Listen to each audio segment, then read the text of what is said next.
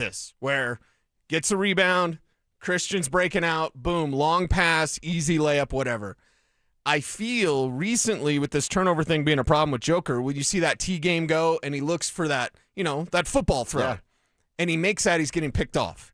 And the reason why is if you watch the defense, they're expecting him to do that now. They're playing center field. They're playing a little possum, like making a guy like Christian or whoever break into the basket look open, only to immediately break on the ball, steal the basketball, and then it's going the other way. So I don't think there's the book on Joker. This is what you do. But certainly when it comes to those transition buckets, they're not there as prevalent as they used to be. Mm-hmm. Teams are kind of expecting Joker to do that full court, three-quarter court pass. Yeah, you're right. It's just a center fielder going like, oh, I'll pick this off. Yeah. And then we're going the other way with numbers. How do you change that? Because that's kind of his game. He's always done it. He's been great at doing it. But recently, it's not worked as it has in the past. I mean, honestly, the quickest, simple fix is you don't want to eliminate that.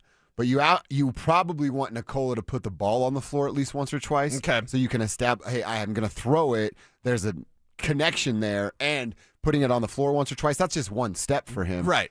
Narrows that gap of, I shouldn't throw that.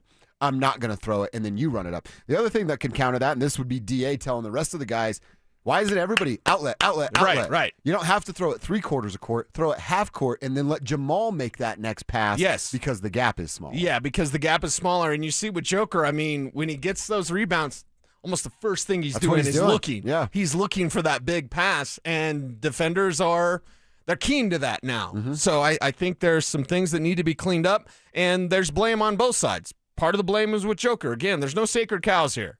Joker's got to be better, and he's got to stop turning the ball over. It's become a problem. 10 turnovers is crazy. He's averaging 5 a game over the last significant sample When he size. has, around 5, we're like, oh, it's a nice night. Mm-hmm. Because he's been pushing like 9. He got 10 last night. Like, this is... He's gonna have 2-3 turnovers a game. Sure, right. But that you're saying it. 5 to 10, 7 to 10, that's just too much for a guy that has the ball in his hands that much. Yeah, we're in a problem area there with Joker, and what's unfortunate is you lose that effort from Christian. Christian had a great game.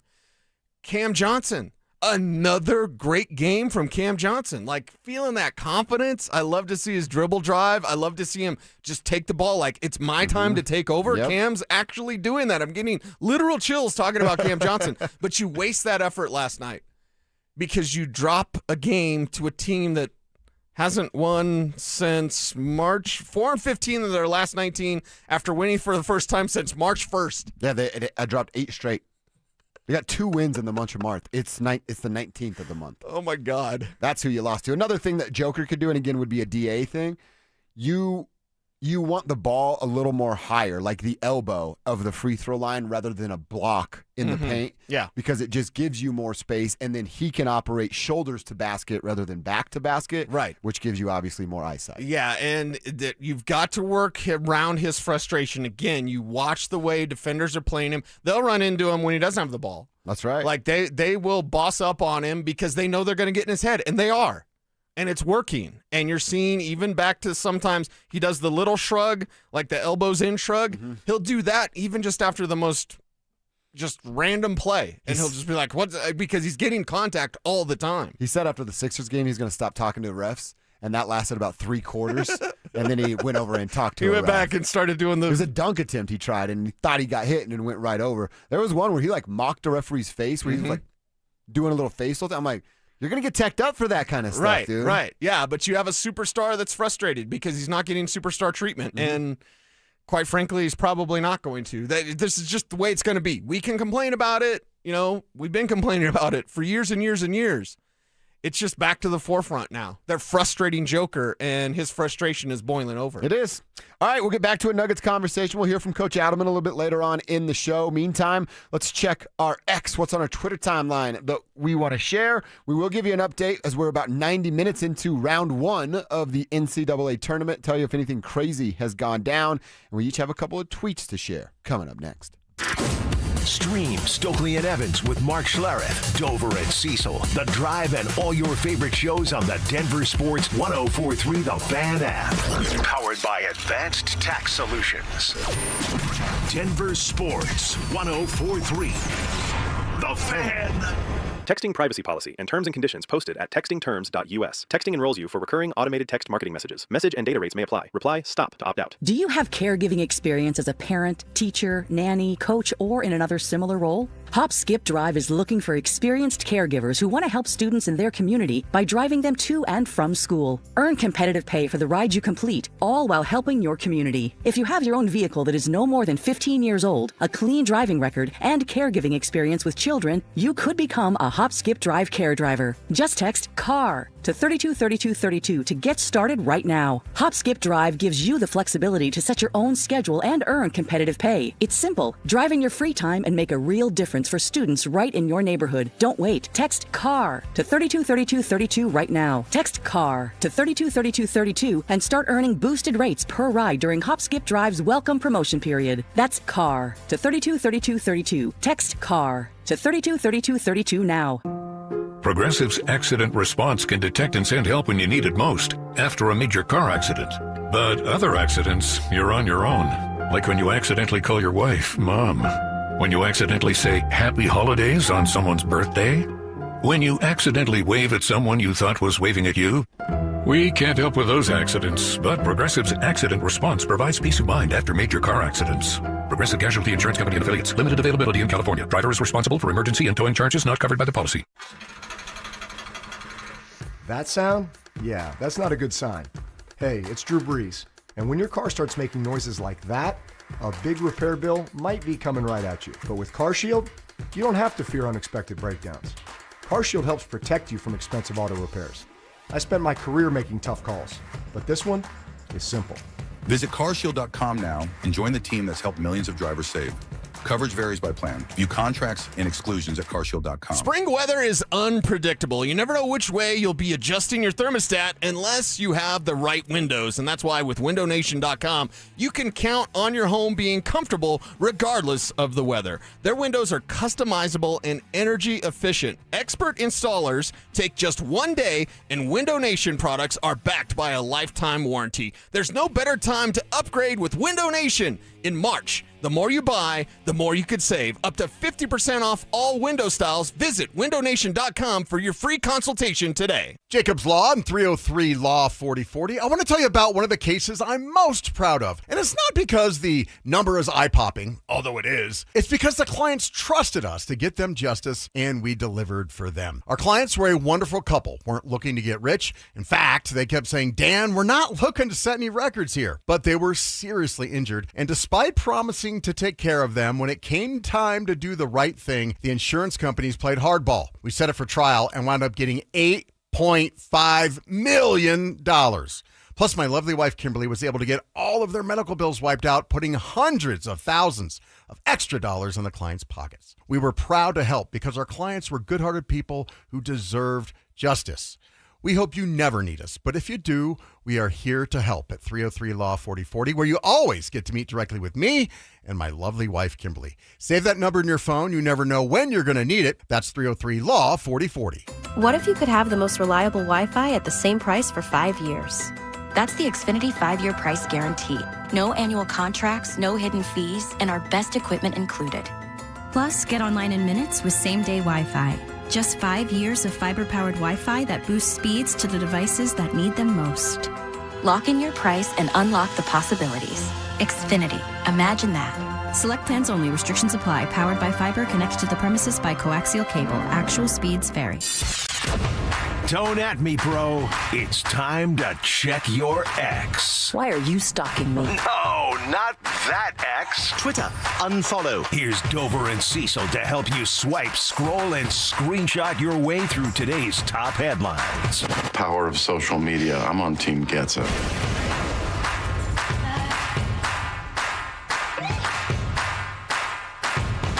All right, a quick update for what's going on in the tournament.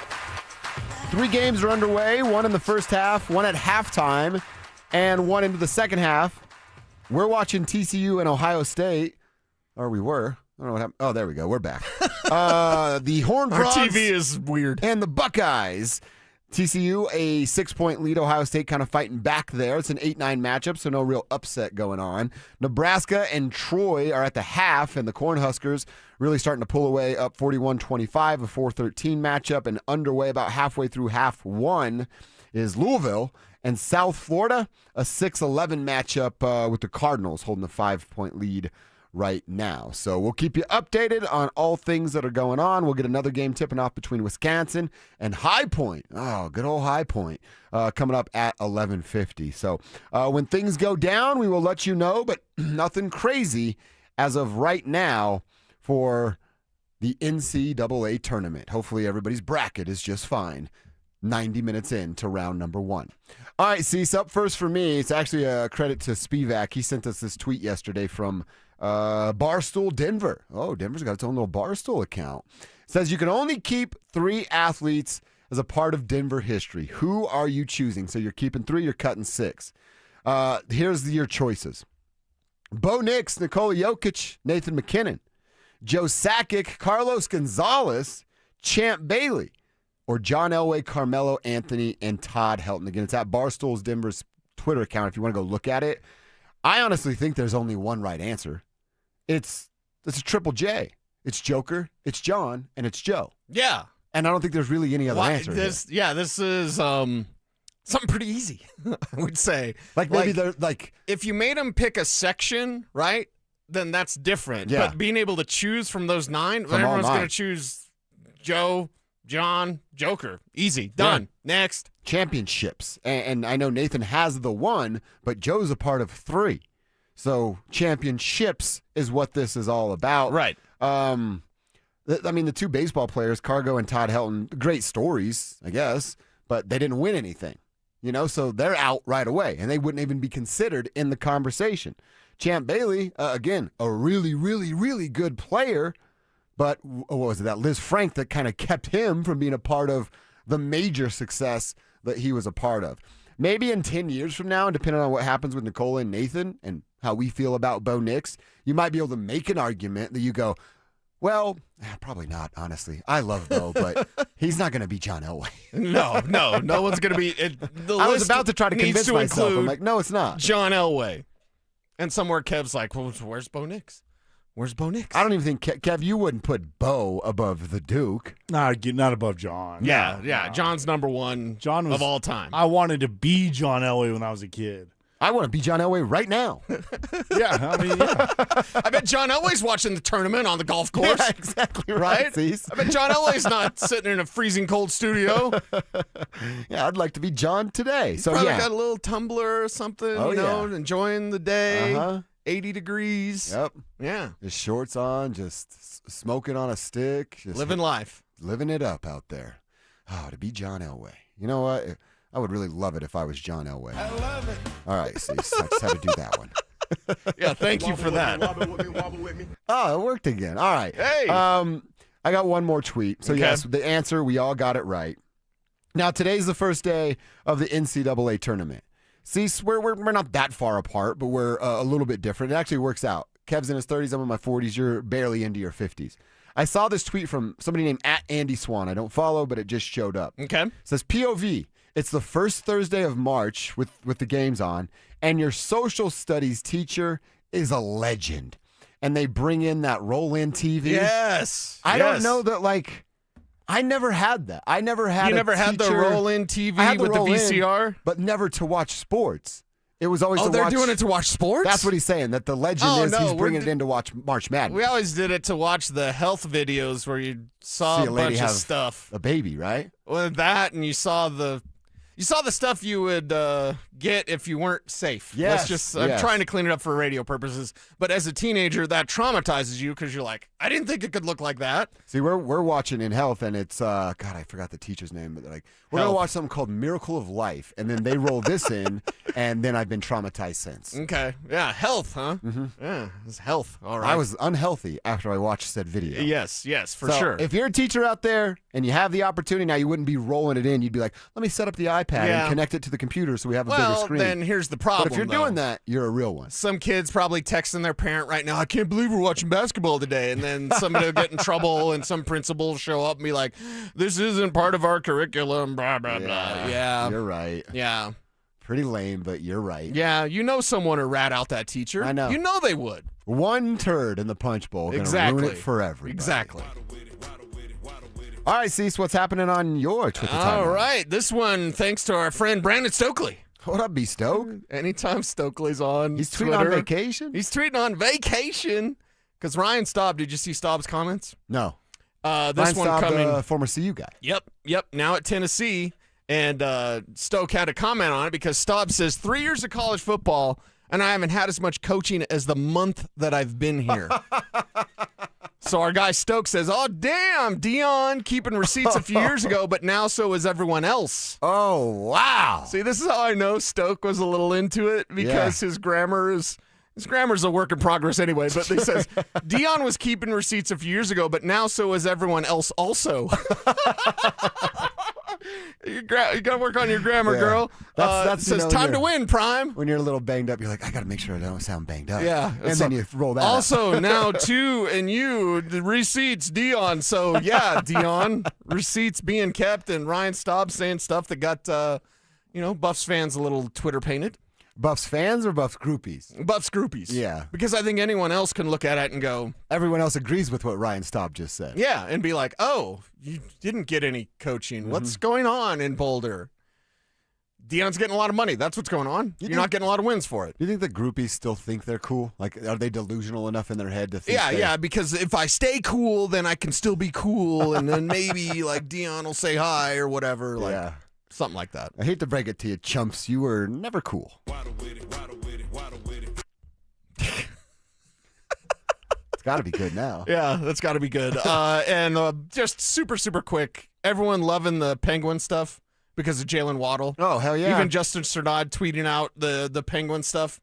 Oh, nice. Yes. That's so cool. we've got to figure out something, some sort of like tribe, dance or something, some sort of like Jaylen Waddle celebration. Can we set like a world record for the most Waddles in one room? You know what I mean? Like we all meet somewhere. Yeah, what and we like a flash dance? Yeah, what do they call it? Not flash dance. I think it is flash dance. It's not flash dance. Because that's when you show your goods. Is that what you're thinking? Your goods? Your goods are up here? Not mine, but okay, the goods I'm interested in seeing. Flash mob? Flash mob. That's what it is. What yes, it is. yes. Flash dance was the 80s movie with the trench coat, right? The goods. Yeah. And the water and the splash. Yeah. Okay. I remember. Yeah, flash dance different from flash mob. Yes. Thank you, Kevin Kistner. We flash mob with the tribe. We should set do a Guinness Book of World Records for waddling. Tribe, flash mob, waddling for Jaylen Waddle. That would be sick. Mm-hmm. Yeah. Then we're in the Guinness Book. I've always wanted to be in the Guinness Book of World Records. That's the way we could do that. And we could do that because of the tribe. Yeah. That's a really good idea, honestly. Now we just need a big enough space to make it happen. The lobby downstairs. I'll ask Greg if we can use the field. Oh, hell yeah. He'll be like, yeah, I'll get new grass right after. He'd be like, how did you get my number? Stop texting me. It'd be a $400,000 waddle off is what that would turn into. A waddle off? A waddle off, yeah. Ooh, see, we could have a dance competition. Who's the best waddler? Who's the best waddler? I want to know. Who's the best waddler? At one point, Kevin, you I don't know if you were there. Remember when we were doing like high school sports and oh yeah. I don't even remember who it was. Did you get paid yet? I got paid once or twice. I had to go seeking my money. Oh boy. Oh God, I can't remember what the song was. We were at the convention center for one of the big volleyball tournaments, and I remember like it was just thousands of volleyball players, and you're calling like 4 or 5 games at a time, and like Kevin said, they're promising us money, and then you got to go knock on a guy's door to get your actual money. Great. I've been in multiple situations like that, and it was like such a popular dance at the time, and we did it in the convention center, and it was the most people to do it. Remember the Heat did it in their locker room, and they were all the Harlem Shake. Harlem Shake. Harlem Shake. Harlem Shake. Charlem? I don't know. I was close. You got us. Harlem Shake. Yeah. The Harlem Shake. We all did the Harlem Shake, and at the time, it was the most people to do the Harlem Shake at the same time in one room. Nice. So I did make it in the Guinness Book of World Records. Okay, well, we need to do a waddle. We need to do a waddle off. Yeah. And then we need a waddle record. Yeah. World record waddlers right here. I'm in. You know because of what? Jaylen Waddle. Another quick story from that. I lost my cell phone that day, and it was snowing, and I was going to interview George Karl after. So I was calling high school volleyball to go interview George Karl for this magazine thing that I was writing. I lost my phone. I'm freaking out. Like, I lost my phone. I have to go meet George and write this thing and interview him and write this thing.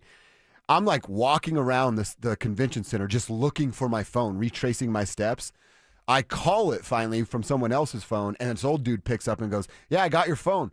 What do you do for a living?" And I'm like, I do a bunch of different things, but I really need my phone. And he's like, "Yeah, the Nuggets coach keeps calling you." George kept calling my phone. Wow. And I was like, "Dude, and you didn't answer, right?" And he's like, "No, I didn't answer." I'm like, "Where are you? I'll come." Got the phone. I think I gave him like $20. I'm like, "Dude, thank you so much for holding on to this phone." Nice. And it was the only time George ever called my phone. Hey, called your phone. Well, he's like, "Where the hell are you? I'm not waiting around for your dumb you-know-what this whole time." All right, quick little story time. Let's get back into our lunch hour and back into a conversation about the Nuggets, what they didn't accomplish on the second night of a back-to-back in Memphis last night, what the Avs didn't accomplish last night in their heavyweight fight. And now, how we feel about this fight for the Central Division. It's only 2 points now. We'll talk about it coming up next. Jaylen Waddle is a Denver Bronco. With Cortland Sutton, Marvin Mims, Troy Franklin, and Pat Bryant in the room, where will the former Dolphin star rank among this year's pass catchers? Denver Sports 104.3. The Fan. Fellas, let's have a real talk, a serious talk for just a moment. How's your sex life? For real. You having sex? Is your relationship healthy because of a solid sex life? If you're saying no or wondering how often you're having sex right now, that's an issue. And if it's because of erectile dysfunction, what are we doing, dude? What are you waiting on? This can be dealt with. It should have been dealt with by this point. And if you haven't, let me tell you about Rocky Mountain Men's Clinic. RockyMountainMen'sClinic.com is where you got to start a conversation. You want to call? You have questions? You want to talk to somebody on the phone today, right now, and get answers? 720-440-7900. They have an expert staff, real solutions. And if you're like a lot of men, you could be having sex the very next day after your appointment. And there's a location within 20 minutes of where you are right now. Fort Collins, North Denver, Central Denver, Castle Rock, and Colorado Springs. If ED is affecting you, it's also affecting your partner. And it's not fair for you. It's certainly not fair for them. They have success rates well over 90%. Like I said, you could be having sex as soon as the next day. They've served Colorado for a decade and have treated tens of thousands of men with real, lasting results. Please don't try the gas station stuff, the herbals, all of those things that you can put in your body, not knowing what's there. Go talk to a Colorado licensed medical provider today at RockyMountainMen'sClinic.com. Hey, it's Mike Evans. Restore your bald spot, reverse your receding hairline, or add volume to thinning hair with the same simple one-day treatment I receive from Dr. Tanya Pauls of Advanced Hair. Your own natural hair begins regrowing the very next day, and your new hair is guaranteed to grow. Advanced Hair has changed tens of thousands of lives, including mine. For your free consultation, $250 off and 250 free hair grafts. Call 720-459-HAIR. Advanced Hair. Febreze. New Febreze Air Mist has 50% more odor fighters and up to 30% more fragrance than the old formula. So now you can take on 100% more stinky odors, like sweaty gym bags, greasy cooking smells, and the after effects of the dog rolling around in something. Just spray, and new Febreze Air instantly restores just clean freshness. Smell you later, odor. Breathe happy, Febreze, la la la la. I move mountains for a living. Literally.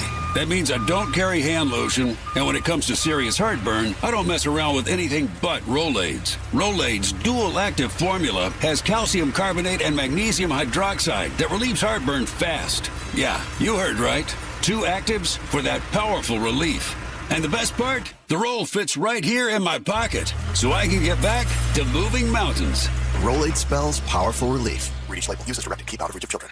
Hey guys, your boy Snake here. Just because it's winter doesn't mean I'm sitting around waiting for the spring. I'm planting the yard, moving dirt, getting things ready for what's next. My friends at Beaux-Arts Chevrolet and Celebration Chevrolet, they're doing their cleaning right now too. It's the Not So Winter event. Between everyday driving, busy schedules, and everything life throws at you, your vehicle works hard. And if you've been thinking about upgrading, now's the time to clean up your driveway and drive something new. Only at Beaux-Arts Chevrolet and Celebration Chevrolet. The Not So Winter event going on right now. Progressive knows it ain't easy navigating the open plains of home insurance, but there is one man who can help tame that wild herd of options.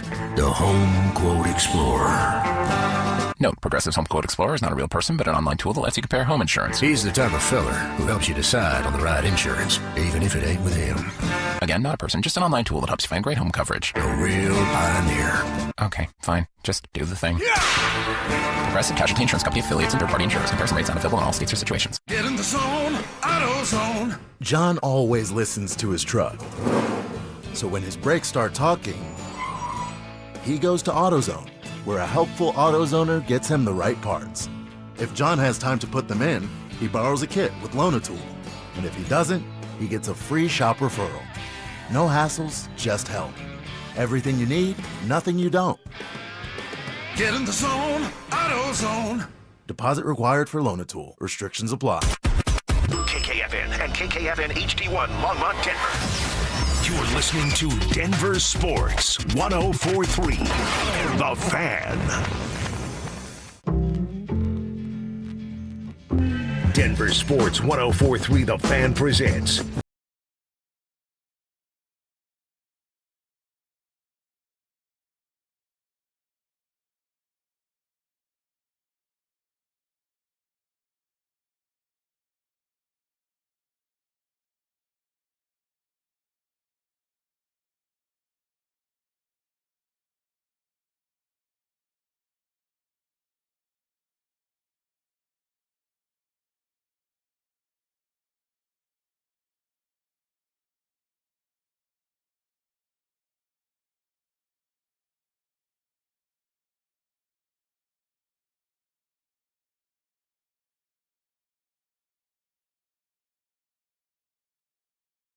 between these two clubs. That's also down there at Dallas. So the Avs get the 1 point, but Dallas doubles that up, gets the 2. The Central Division lead is now down to 2 points, but the Avs have one game in hand. It's a 98-96 situation. Slow start, just going back and forth. Neither team wanting to get knocked out. 3 shots on goal for the Avs, 1 for Dallas in the first period, and it didn't even come until 14 minutes into that first period. You brought it up earlier, that first power play goal, the only goal they scored. Yeah. And went 1 for 2 on the power play. I mentioned earlier the patience. I thought Kadri did a real good job because he's on the left side of Ottinger, and he's real patient with the puck. In fact, I'm like, are you going to turn and fire? Are you going to put your body in front of the net so you can take a shot on goal if you'd like? That wasn't the plan. Clearly wanted to get that to the middle. Kale comes a charge in, finds his stick, and Kale beats Jake Ottinger. Unfortunately, that's the only time they beat Jake because couldn't beat him in the shootout, couldn't do it in regulation or in overtime. Kale does get his 20th straight goal, 3rd straight season to do that, and he's the first defenseman to have 20 or more goals in 3 straight seasons since 1992 back in the day. So Kale making a little bit of history for himself, but it's tough to celebrate those kind of numbers or that kind of mark when you lose in a giant game like they lost. Isn't it odd that from this game against Dallas, you can feel frustrated and encouraged at the same time? Yeah. Encouraged about the power play, encouraged about the power play against Dallas. That's something that has been less of an issue than it normally is for this team, and you appreciate Cale Makar's efforts there, certainly, and now playing 7 games against the Stars and the Wild, and 5 of them have gone to a shootout.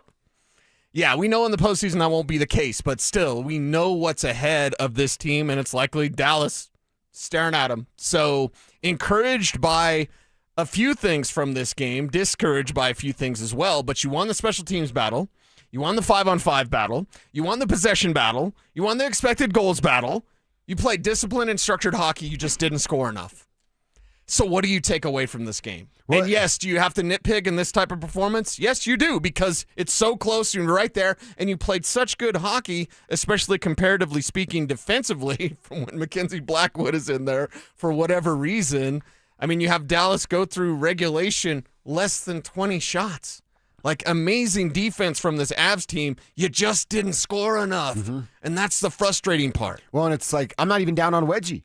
And I know I'm the Wedgie guy, and I'm pumping his tires as much as I can. Yeah, you're not going to be down on Wedgie too often. No, but he wasn't the best goalie last night. The reason they lost is because he wasn't the best goalie. Was he the the worst and why they lost? No, but he just wasn't as good and didn't match the output that one Jake Ottinger has and hasn't lost to the Avs in regulation in his last 6 outings. So it's just that you can't crack the code. In that second power play, you were a little bit too patient. Like we said, we're not just shoot it. Although a couple of pops in me at the game, I'll probably be yelling that here. I'm going the game on next Saturday is when it is. Next Saturday. So I'll be yelling that there, but it's just waiting for that perfect moment. Nathan McKinnon said it after the Penguins game. He was frustrated. It was like, we're trying to do too much the right way, trying to make it perfect every single time. Nathan McKinnon said it. We need to fire more shots on net.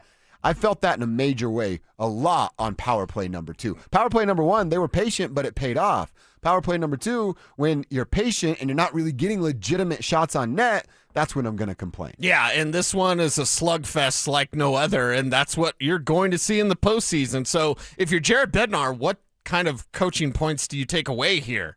Or do you just say that's how it goes sometimes? I mean, if you Coach Bednar against that team. Yeah, against that team. But if you're Coach Bednar, you have to love the process. You don't have to love the outcome, obviously, because you didn't come out on top. Even though in a shootout, you're basically going to a skills competition. I know Hockey Guy generally doesn't like shootouts. I happen to enjoy them. I enjoy them better when the Avs actually do something on a shootout. I mean, I like it for a regular season. Again, and they're not going to do it in the postseason. Right. We got 5 hours to sit here and watch hockey? I don't. You know what I mean? Like it's got to end somehow. Yeah. And a shootout is how it goes down. Let's hear from Bedsy, how he felt about his team's performance against the Stars. I mean, I watch our team play like that, and I have very little issues with the way we played. And I've said it all along. I'm not going to judge our team on results only. I think that's a losing battle. I think you play like that, and good things will happen. From the goaltender out, everyone was good, and power play was good, right? When you check off the boxes, they get one, they have a chance to get a second one, Kill rips it off the post. Penalty kill was good. The checking aspect of the game was good. What we were producing or generating offensively was good. We've got to find a way to get one more past their goalie, right? So there's a little part of me that's like, I agree with what he's saying for the most part. Right. It's like, hey, you're really trying to sell us that because it sounds like someone just kicked your puppy. you're talking about the good things, but the tone screams this wasn't right. Yeah, and that's where the frustration comes through because it's like, we just got to figure out how to get past their goalie. Well, their goalie has... right. He's got you. Ottinger's got you. They've been the NHL's been trying to do that for the last month and a half. They've been trying to figure that thing out, and no one's really done that. So Dallas is going to be that problem. Ottinger's going to be there, and that's why the Stars are 14-1-1 since January 23rd. Think about that. That's nuts. The wagon has transferred to Dallas. 14-1-1 since January 23rd. It's amazing for a team that I hate and can't stand. Yeah. But it's just the reality of the situation. Yeah, they're someone else got the juice now. Yeah. Dang, how's the juice end? He's got the juice now. Yeah. I just pictured radio flyer. The wagon, you know what I mean? Yeah. Do people still use wagons? You take what's a wagon for? Just to roll your kids around roll your kids around in. Yeah. You don't have to carry them and stuff? Yeah. Do people still use that? Yeah. All right. Feels like it's a beach cart now. Everybody's got those big beach carts. You just put your kid in there. Yeah. Cale Makar, also some positives that he was trying to take away from the game last night. Yeah, 100%. I thought obviously we knew it was at stake in this game. Big points for the division, and for guys to be able to come out and show up, it just shows we got a lot of gamers on this team and a lot of guys with character. So up and down the lineup, I thought everybody played a great role tonight. He was also asked about, again, it's interesting to hear how he's going to take this, his 20 goals in the last 3 seasons. Yeah, I mean, for me, very fortunate to be in a spot like this with so many amazing players around me at this, especially on this team. And the confidence that the guys give around day in, day out is great. So you just try and feed off that. And for me, the individual stuff comes in with all the team success. So it's a credit to everybody in this room. It's definitely not just me. Honestly, he handled it a little bit better than I thought he would. I thought he'd be like, yeah, it doesn't matter. Doesn't matter. We lost. We're in a playoff chase here. That's the nice guy way to handle it. Yeah. You give everybody else your credit. Right. And that's what Cale does. Yeah, that's exactly who he right. is. So historic third straight 20-goal season obviously has that impact on the power play, but it also kind of reveals a troubling lack of scoring among the depth of the other forwards. Well, how about this with what Jared said, what Bednar said? They're talking about how all these things went right, and he's not mad about the play from his team, but they still lost. Is that and with what Kevin just told me, they've lost 11 of 12. What was it, 11 and 12 record? Yeah, over the last 3 years up to this point, they're 11 and 12 against the Dallas Stars, counting playoffs. Including the postseason. They're a game under 500 versus that team. And Bednar likes everything that they did last night. So a part of me wants to go, all right, you get Landy, you get Lecky back, you get Logan on one of those bottom lines, and then you're feeling a little bit better. Maybe that gives you a little bit more juice for this matchup. Then the other part of me goes, all right, Bednar just listed off 5-6 things that they did well and still lost. Yeah. Is there a kryptonite kind of conversation coming here with the Dallas Stars and who they are versus the Colorado Avalanche? Did they lose it in terms of like gripping late? No. Didn't feel that way. No, I don't think so at all. So I think we can kind of examine this. And honestly, and maybe this is me just talking myself into it, if you're on the Dallas side of things, we're doing Dallas radio, right? Yeah. And we're talking about the terrible traffic or whatever on our way to the studio. You'd have a lot of concerns from this, from the Dallas side of things, of like, you're kind of lucky you got that thing in a shootout. You're blessing Jake Ottinger. Exactly, right. You're saying, thank you, Ottinger, for saving us once again, because the Avs dominated on almost every single thing except for the final score.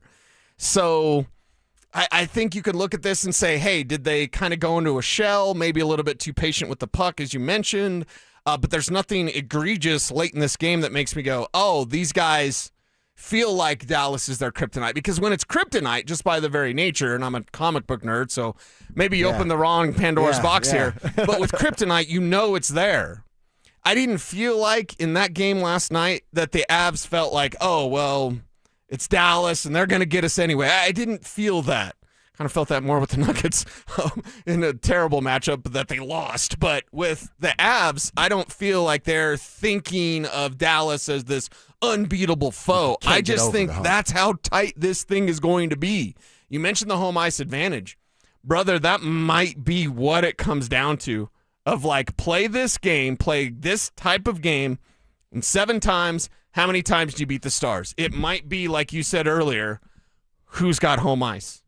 Because that's how tight these two teams play. And when Ottinger standing on his head like that, going to be tough to get those W's. Yeah. Hopefully you've got the home ice advantage. Carp Carrion Mailman says Kadri was a reason for that power play goal, showing the patience, holding it on his stick. Yep. Right about that. But then there's a moment in overtime where Kadri and I want to say it was Sam Malinsky. I might be wrong on the player bringing the puck into the offensive zone.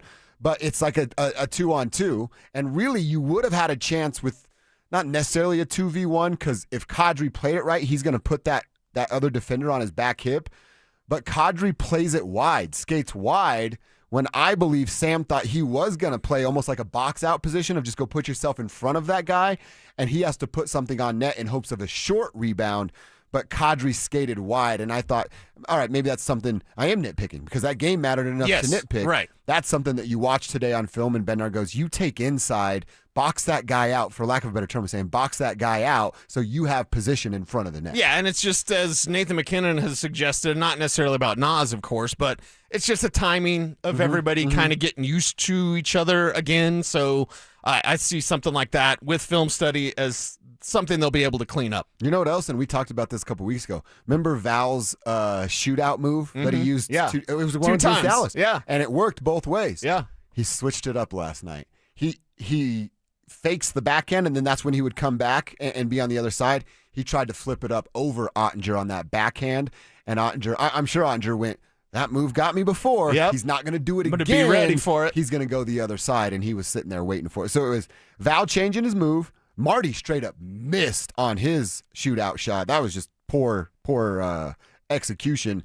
And then Nate, you got shut down. Jake Ottinger versus Nate McKinnon, and Jake won. Yeah, and Ottinger's tough to get past. And by the way, if I'm Nichushkin, I just do the same move until he stops it. Yeah, if it's not broke, don't fix it. Exactly. So I understand you think, he think, I know that you know, that I know that you know that you look mighty cute in them jeans. Like, oh, all right, I got it. But hey, Val, it worked.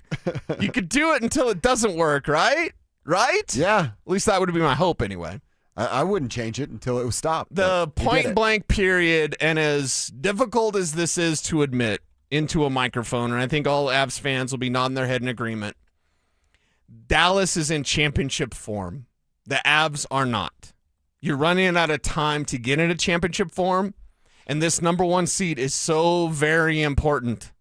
so incredibly important because you are hoping that when you do face Dallas in the postseason, that Minnesota's already beaten something out of them. Yeah, literally. You know what I mean? Literally. That's what you're hoping for. So you've got to maintain the slight lead that you have right now.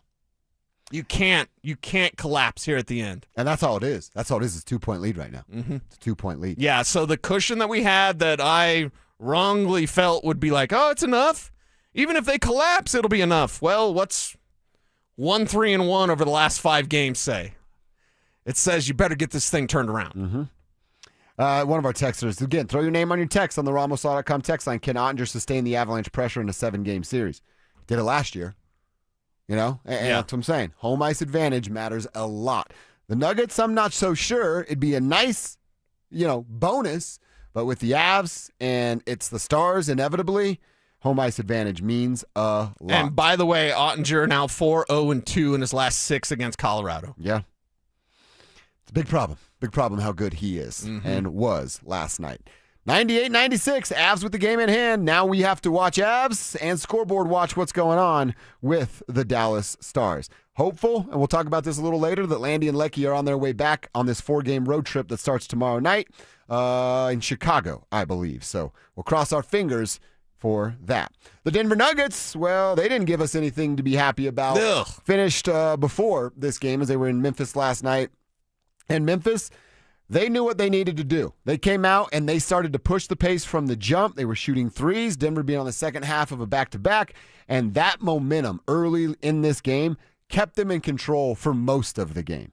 Christian Brown had 18 at half, 14 in the first quarter. It's what kept them there after leading the team in scoring the night before against Philly. And then Cam Johnson, he came alive in the third quarter. He scored 10 of his 20 in that third quarter, and that's what gave the Nuggets that puncher's chance in the fourth quarter. They could just never capitalize. Honestly, it was Memphis, a team of a bunch of nobodies that would answer the bell every time. Denver cut it to 2 at one point, cut it to 5 at one point, and Memphis would just run away with it every time you cut it close. Usually off a turnover, and usually with some sort of 3 from the arc. So it stinks because you lose to that team in that manner where you dig yourself a hole and you never can really climb out of it. It stinks because Cam Johnson is playing really good basketball. Cam Johnson is doing exactly what we thought he would when the trade happened, when the move happened to pick up Cam Johnson. This is exactly the player you wanted.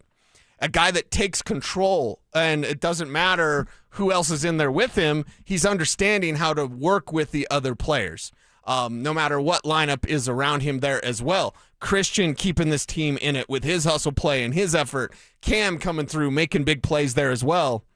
And it stinks that you dropped this one, and it stinks that to that team when we had just started getting this thing going, and it's why with the Nuggets games recently, I've just had this level of like, I know it was a good game. I have to wait. I got to see it again. I know it was a bad result. Not that I have to wait and see it again because I don't want to see the bad result again, but it's like, who are you? Will the real Denver Nuggets please stand up? Because who are they? Are they a team that can push for a championship, or are they a team that's going to lose in the first round? Because they're looking like one of the other. Yeah. And it seems to be on a night-by-night basis. So don't give me the back-to-backs.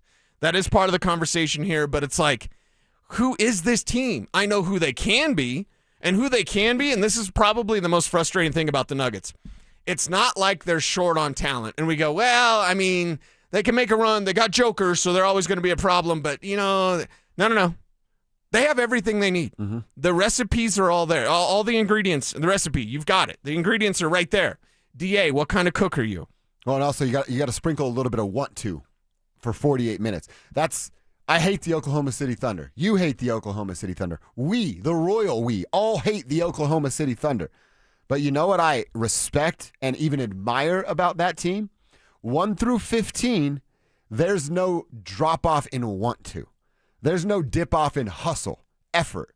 Everybody has it. It's an expectation out there. Yes. And they just won the NBA championship, and it's still an expectation out there. They're like one of the few NBA teams that have that. I think the Detroit Pistons play a little bit like that. And by the way, Cade Cunningham has a collapsed lung they announced this morning. So that's a weird situation for them in Detroit, but that's their problem. That's what it is. When you get these veteran teams that have done it, and I see it some from people. Oh, well, when the playoffs get here, they're going to turn it on. You sure about that? You sure they haven't formed bad habits? And that flip that can just be switched? That's such a dangerous game to play. It is on the guys. Like I said, can DA be better? Absolutely. But that want to that we keep having to sprinkle on top of the Denver Nuggets, yeah, that's a player thing. That's a decision that players are making. Yes, and that's the thing where we could go down the list. Who wants it and who doesn't for this Denver Nuggets team? There's 3 guys that I know want it every night at the same level. Okay. It's Nikola. Yes. It's Aaron. Yes. And it's Jamal. Yes. They want it at the same level every single night, and every minute they're on the floor, it's put forth winning basketball games. Outside that, Cam's done it lately. Yes. Christian's done it the last 2 nights. Yes. Julian does it from time to time when he gets on the floor in his opportunity. He just wants the ball. I think Timmy plays that way, so maybe I throw 4 in there. Yeah. I think Timmy's one of those guys, the other too. one. Yeah. And I would say Brucey B, although the effort and the results are inconsistent with Brucey B. Brucey B is, he's just lost on offense. His shot is broke. It's as ugly as that mustache right now. Bruce Brown has been a pretty big disappointment. And Valanciunas also has been a disappointment recently. A little bit better last night, but still I think he was worried about his beard one time. He might have got throat chopped, so maybe that was the thing. But he's you like, get a pass on a throat chop. He made a shot in the key, and then he started doing the beard thing like he was Yosemite Sam or something. I'm like, don't worry about your beard, dude. Play better basketball. Yeah. So I think that want to is something that's either going to carry you further than others think, or it's going to be your downfall. Agreed. Real quick, going back to that tweet that I sent you about the teacher rolling in the TV to watch March Madness right now. Yes, yeah, right. Some of our texters are weighing in. Our English teacher let us watch games, and this was in 1993. Okay. So I don't know how he did it, but it was legendary. I would imagine, in 1993, some cable. There's only what 7, 8 channels that are not even that. There's 7. Probably 4 channels. There's 4. ABC, CBS, NBC, and Fox that would air some of the games. Mm-hmm. So I would imagine an antenna, rabbit ears. Would that get you those channels? I guess you had cable. There was more than 4 because you had cable. So ESPN was around back then? Yeah, ESPN was around back then. That's what I'm imagining, like rabbit ears, and he just got the local channel, so you got Listen, the 90s wasn't the Stone Age. It was glorious, okay? Let's stop talking down about the 90s. It was awesome. How did he do it? He just turned on the TV and watched cable. Yeah. That's how he did it. Yeah. Another texter. Again, throw your name on here. We want to give you a shout-out on the RamosLaw.com text line. One high school teacher of mine took our entire class to see Star Wars, SW Episode 3, the premiere at the theater during class time. It was epic. That's actually pretty badass. Your teacher was probably the biggest nerd ever, but that's pretty badass. Yeah, that is awesome. Did your teacher ever do that? No. Did you ever skip school to go watch SW Episode 3? Episode 3. What's the name of Episode 3? Star Wars Episode 3. It's Revenge of the Sith. Oh, okay. I was going to say the Jedi Returns. Might want to watch that one. It's actually pretty good. Pretty good. A little bit long, but it's pretty good. So Sith is the guy with red and dual laser swords. That's Darth Maul, and he's not in Episode 3. Oh. Episode 3 is when Anakin finally turns into Darth Vader. Oh, and he fights Obi-Wan on Mustafar. It's a planet of molten magma, molten lava, and it's very, very epic. There's a name for the laser swords. What are the lightsabers? Lightsabers. That's it. Those things are cool. I will give you that. Those are cool. Oh my God, you sound like a guy that was at the deli. I was at one time. He's like, I wish I had a laser sword like Obi-Wan to slice up this bologna. Okay, laser sword. Laser sword. That's what I'm going to refer to it forever from now on. All right, we're getting down to the end of the first game in March Madness between Ohio State and TCU. The Buckeyes have fought back. This thing's coming down to the wire. We'll tell you who pulls it off when we return. Plus, I want to get to a conversation with Cecil. I want to look at the AFC West, but what I really think it boils down to is the Chiefs and the Chargers. And who's better now after the first couple of weeks of free agency? And what that question boils down to is who has a bigger impact, Waddle or Walker? We'll answer that next. The Denver Broncos have a new dynamic duo at wide receiver. Cortland's the X, into the boundary, on the line of scrimmage. Waddle's the Z, off the line of scrimmage, fast, in and out of breaks. This is Demarius Thomas and Emmanuel Sanders.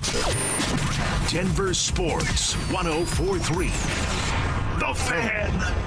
Low testosterone can be a real problem for many men. It causes poor sleep patterns, decreased energy, low sex drive, and it makes it really hard to stay in shape. And as we all know, a healthy body is very important to our overall health and well-being. This is Jeff for the Rocky Mountain Men's Clinic, and if some or all of these symptoms sound like you, we can likely help you be done with low T. We can also help you lose weight, support your metabolism, improve your gains in the gym, and more with our new targeted body composition plans featuring GH peptides, NAD+, GLP-1s, PDA, and more. Our low T protocols, applied in conjunction with our body composition plans, will help most men see real improvements, true weight loss, higher energy, improved sleep, stronger workouts, and a renewed sex drive as well. Your initial visit is just $99 and includes blood work and a medical consult. And if you start on treatment the same day, your visit is free. Call 720-440-7900 or go to RockyMountainMen'sClinic.com. Featured therapies are compounded and have not been evaluated nor approved by the FDA. Provider prescription required. See website for details. When it's cold, the last thing you want is your home's heater to quit on you.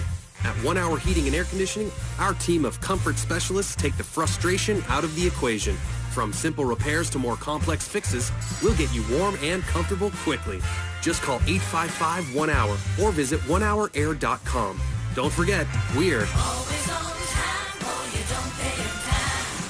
Always on time or you don't pay time. Independently owned and operated, licensed in their respective state or county. 303 Law 4040. Want to share one of the best compliments we've ever received. Had a listener call in to 303 Law 4040. His name was Peter. His wife was viciously attacked in a dog bite incident. So we set up a time to have him come in, and I met with him at length while his wife was recovering at the hospital. A couple days later, my wife recognized the number. She had spoken to Peter before. So when the phone call came in, she said, "Peter!" It was actually Peter's wife. She said, "How did you know?" She said, "Well, we love our clients." She was just surprised that we recognized the number. We had her come in, we met with her, and she says, "You know, I feel like we're your only clients. It's really awesome." We're not your only clients, are we? No, they're not our only clients, but what a compliment that our clients feel valued and that we treat them with such a high level of service. If you ever need us, that's the type of service you will get too. It's Jacob's Law, 303 Law 4040. That's 303 Law 4040. Save that number in your phone. You never know when you're going to need it. It's the College Hoops Showdown, wall-to-wall basketball, and zero time to mess with your lawn. At Waterloo Turf, they help Denver homeowners trade yard work for game time. No mowing, no watering, no mud on game day. Just a green championship-level lawn all season long. Perfect for watch parties, pets, and backyard hoops. From backyards to putting greens, Waterloo Turf installs premium artificial turf built for Colorado. Visit waterlooturf.com/Denver and book your free consultation. Waterloo Turf, get your Saturdays back, and don't miss the buzzer.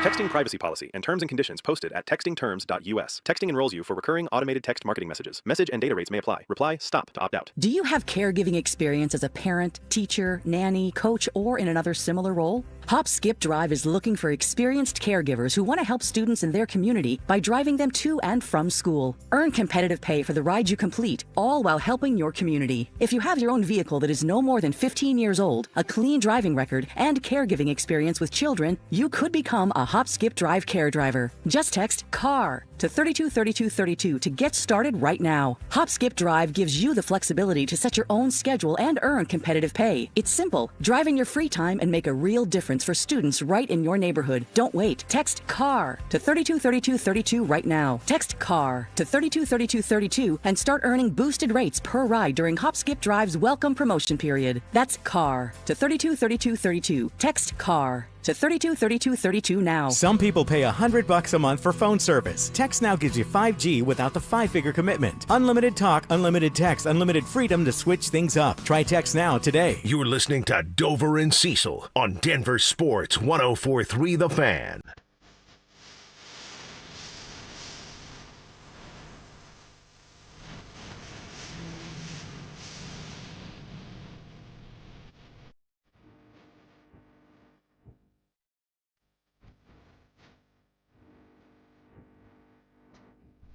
By the way, we were getting some cool texts about the Star Wars stuff.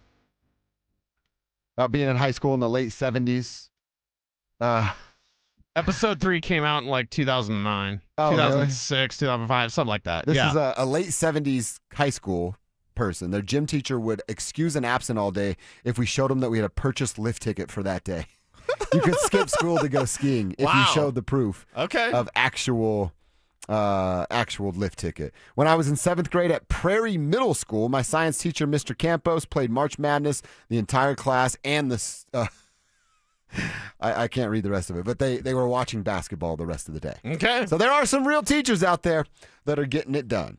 All right, Cease. By the way, the upset, it's not really an upset. The 9-seeded Texas Christian University beats Ohio State as an Horned 8 seed. Frogs over the Buckeyes. That's it. That's the first final. We'll give you updates as it continues. The next game that'll be final is a beatdown. Nebraska's putting it on Troy. So anything that happens, we will let you know.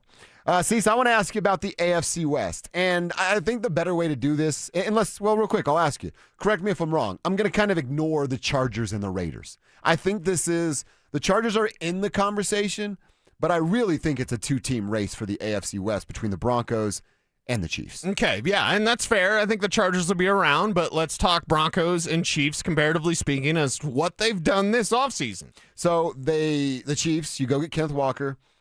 You bring back Travis Kelce. They re-signed Tyquan Thompson, I think, is that wide receiver that they brought back.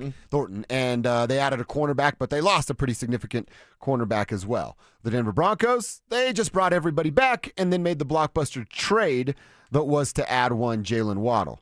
Am I simplifying it too much if I go, who's the better ad, Walker or Waddle? No, I don't think you're simplifying it too much at all. And you look at who needed the most help in that department.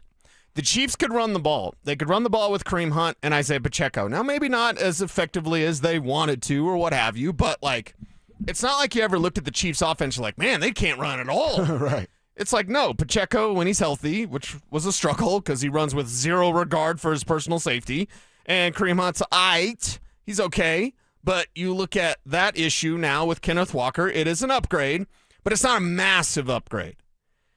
And apologies to Troy Franklin. Apologies to Oregon Trey. Apologies to even Pat Bryant with the bright upside and future. Apologies to my man Marvin Mims. I feel like I'm the only one that wants to see him get the ball more, but whatever.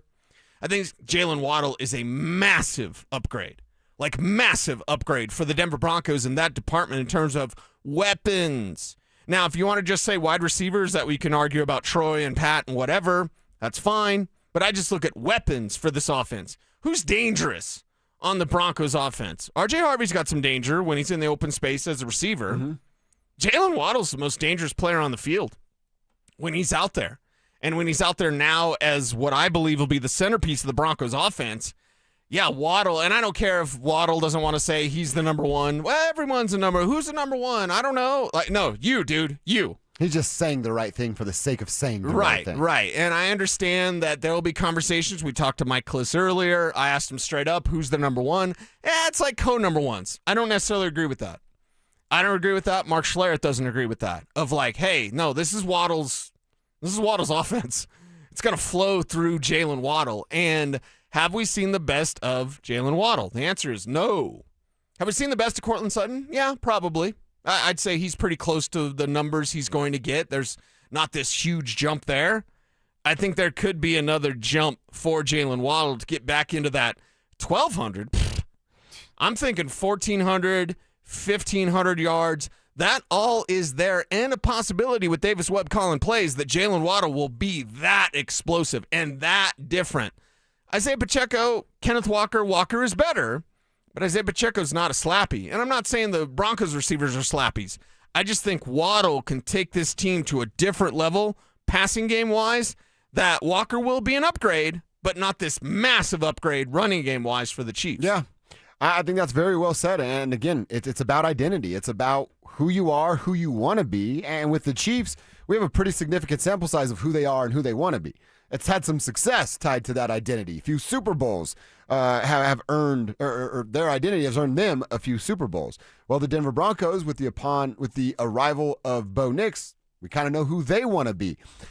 Not going to change much with Davis Webb. We learned that from Mike Kliss a week ago. Sean's still going to have his fingerprints all over everything. Oh, yeah. You think he's designing really cool running plays, or you think he's designing really cool passing plays to get Jaylen Waddle involved as often as possible? And yes, that is the correct answer. So if you're the Kansas City Chiefs and you go, all right, we want to take some of the responsibility off of the plate of Patrick Mahomes so he doesn't have to be Superman every time. Now, on the other side of that coin, it's the Denver Broncos going, be Superman. Throw it. We want you to do this. Right. Go win the game with your arm, and now we're giving you a better piece to do it. So the Chiefs are like, hey, this is our identity, but we want to kind of change who we are. The Broncos are leaning in. This is who I am. This is who I'm going to be. And we don't think your guys, the rest of the league, are going to be good enough to stop us who we are when we're firing on all cylinders. Yeah, so Kenneth Walker is the name because the Super Bowl MVP, but will the Chiefs offense just go to him? No, it's always going to be Pat Mahomes, provided that he's healthy enough to be the Pat Mahomes that is, the best quarterback in the league. Doesn't Andy Reid have a little bit of that, Sean, of like, we're throwing the football, guys? Yeah. Yeah, and by the way, just full disclosure, Kenneth Walker is not Brian Westbrook. If I think of Andy Reid running backs who were like super, super productive back with the Eagles, I think of Brian Westbrook.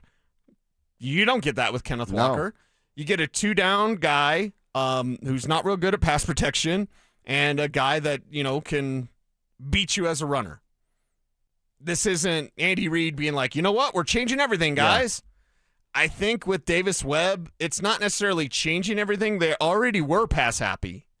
I think now it's just the direction that those passes are going a lot to Jaylen Waddle. Good point on our text line, too, from a 206 texter. The Chiefs still have a JV O-line. Walker was bad behind a struggling O-line before, and maybe that's something that presents itself again. It's like, oh, you're the Super MVP, just fix our O-line. Well, there's no holes for him to run through. That's an issue for everybody. Yes. That's a good text right there. I also am enjoying the text now of people just telling us what their cool teachers did back in the day. Joe Majestic, again, a legend on this show, simply for his last name. It wasn't for March Madness, but I had a teacher in, I want to say 4th grade. You're saying made. I'm going to say let us watch Cal Ripken's Iron Man game. That was pretty sweet. Signed Wow. Joe Majestic. Okay. It's like, hey, history's going to happen here. You guys should all be aware of it. You know what this really is now that we're adults? Your teacher was a huge sports fan, was annoyed by you guys that he couldn't watch baseball in that time, and went, you know what? Screw your education for today. We're watching baseball together. And the truth shall set you free. I think the closest example I have, and it's different from rolling the TV in to watch movies or whatever. The only thing, this is bad.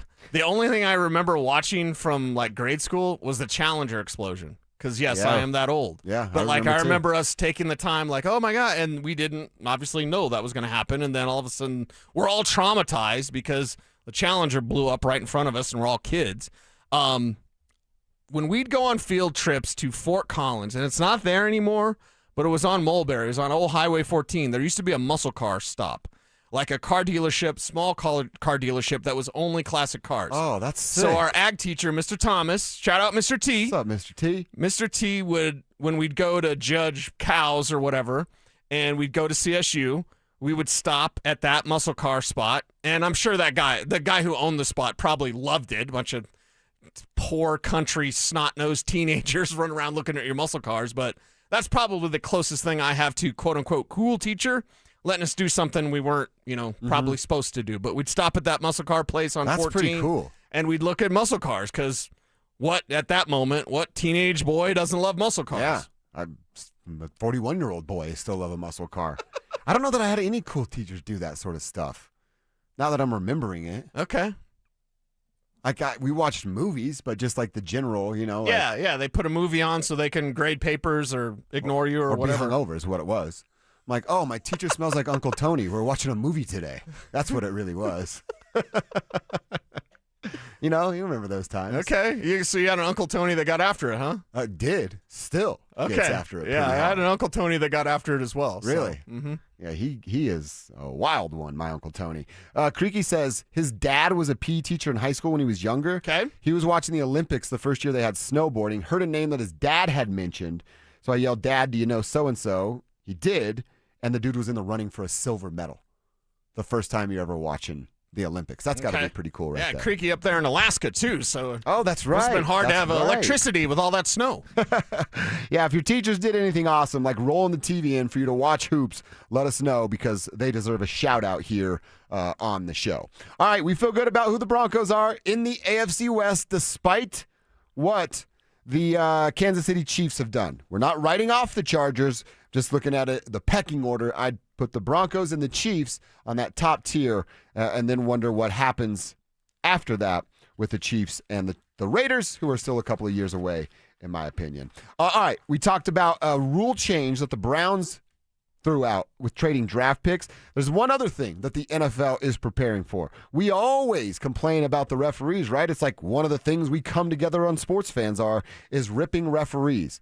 Well, could it be scab referees that we're ripping next year? The NFL is preparing for it. So how real is it? We'll get into that conversation next. With the addition of Jaylen Waddle, can Bo Nix get to a passing number that would put him among the elite quarterbacks in the NFL? Can he get to that 4,000-yard mark? These elite top-tier quarterbacks kind of live there. The 4,500, 5,000 on the top-tier level of passing yards for a year. They add Jaylen Waddle. They led the league in pass attempts last year. Why wouldn't they flirt with that number? Denver Sports 104.3. The Fan. If your heater AC is running more than it should, well, welcome to Colorado, because that's what you get. Sometimes it's the heat, sometimes it's the AC, sometimes it's that the same day. Well, you got to watch out when your window insulation has failed you and the heat escapes in the winter and the cool air disappears in the summer. The pros at Window Nation can fix that with new energy-efficient windows at a great price. And right now is the perfect time to replace every window in your home, because the more you buy, the more you save, up to 50% off all window styles. And be sure to ask about Window Nation's financing options, including an incredible 0% interest for 60 months. You want to replace those old or builder-grade windows with custom-built, high-quality windows from my friends Window Nation. Check them out online, windownation.com. You get to choose from over 1,500 styles and colors, all backed by a lifetime warranty. And here's why I trust Window Nation. A-plus rating with the BBB, 50-point factory inspection, 20-point installation inspection, 96% customer satisfaction rating. They are awesome. Hurry, the sale ends soon. Don't wait to end your window problem. Schedule your fast free estimate now at windownation.com. I love a day on the water with friends, but my moderate to severe plaque psoriasis sometimes holds me back. Now I'm all in with clearer skin thanks to Skyrizi. Risankizumab Riza, a prescription-only 150 milligram injection for adults who are candidates for systemic or phototherapy. Teaching music is my passion, but my active psoriatic arthritis can limit me at times. Now I'm treating my joint symptoms with Skyrizi. With Skyrizi, most people with plaque psoriasis saw 90% clearer skin at 4 months. Or if you are an adult with active psoriatic arthritis, Skyrizi helps you move with less joint pain, stiffness, swelling, and fatigue. Don't use if allergic to Skyrizi. Serious allergic reactions, increased infections, or lower ability to fight them may occur. Before treatment, get checked for infections and tuberculosis. Tell your doctor about any flu-like symptoms or vaccines. There's nothing like clearer skin. There's nothing like better movement, and that means everything. Ask your doctor about Skyrizi. Visit Skyrizi.com or call 1-866-SKY-RIZZI to learn more. Hey guys, your boy Stink here. Just because it's winter doesn't mean I'm sitting around waiting for the spring. I'm planting the yard, moving dirt, getting things ready for what's next. My friends at Bozar Chevrolet and Celebration Chevrolet, they're doing their cleaning right now too. It's the Not So Winter event. Between everyday driving, busy schedules, and everything life throws at you, your vehicle works hard. And if you've been thinking about upgrading, now's the time to clean up your driveway and drive something new. Only at Bozar Chevrolet and Celebration Chevrolet. The Not So Winter event going on right now. Are you one of those people who dread going to the dentist? If so, have you tried sedation dentistry? Learn more about sedation dentistry at coloradosedation.com. Sit back, relax, and dream with the most experienced sedation dentist and staff at Clarkson Dental. I'm Rob Wilhite of the Wilhite Law Firm.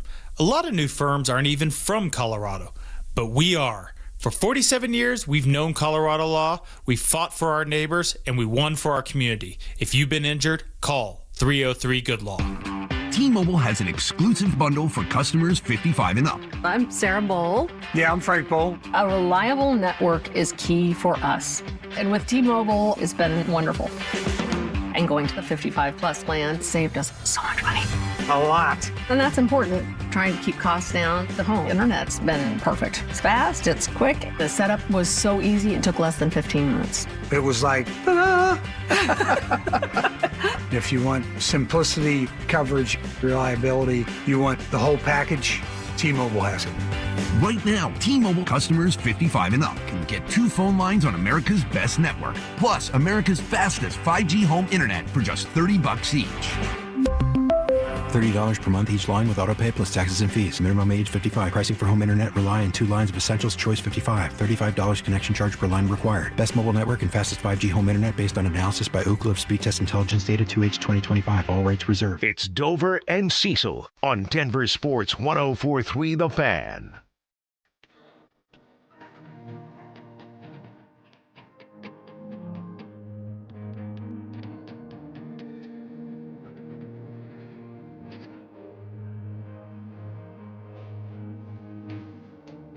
All right, Cecil, I saw something yesterday on Pro Football Talk that I thought it made my ears perk up a little bit. Okay. I know there's conversations going on right now between the NFL and the NFL's referees and their association there. They're trying to come up with a new contract, an agreement that both sides deem fair. Well, a few different outlets, and I'm looking at it on Pro Football Talk, have stories up about the NFL beginning, kind of kicking the tires for potential replacement officials. And what's written here by Mike Florio on Pro Football Talk is that multiple sources have said that the NFL begun the process of identifying potential replacement referees in the event that these ongoing negotiations with the NFL Referees Association fail to result in a new CBA between the league and the officials. The league's efforts targets college officials, with the news making its way to Pro Football Talk because these small college conferences are starting to see some of their referees get talked to and reached out upon by the NFL. Now it's March. I do believe that they'll figure something out here. The referees don't want to have a work stoppage. They're already part-time employees, and missing time means money. Right. I don't think that's going to go down. But hey, this is big business. This is the NFL kind of using their leverage. All right, you want to play the game? Well, we're going to be ready to replace you at the drop of a dime. Yes. Just in case you don't sign the paper. Yeah, and that's the thing. Like, they're already bad enough. You want this thing to get worse? How about scab refs? Okay, that's not fun. It needs to be, and it won't, because the NFL doesn't want to pay money for a developmental league, although they need it, and they don't want to pay their referees full time. Like, that's what it should be. All NFL officials should be full-time. I don't need you to be a lawyer Monday through Friday, and then you're moonlighting as an NFL ref so you can tell all your friends when you're working out, like, hey, I'm an NFL ref. I need full-time officials that take this thing as seriously as it needs to be taken. There's too much money on the line. These games mean too much. Obviously, Vegas and the influence that just everyone gambling does on this sport, which is, in my opinion, unfortunate, but still, like, they need to approach this the right way, and they just won't. They won't pay. They won't pay the full-time salary. They won't pay the benefits, whatever it is.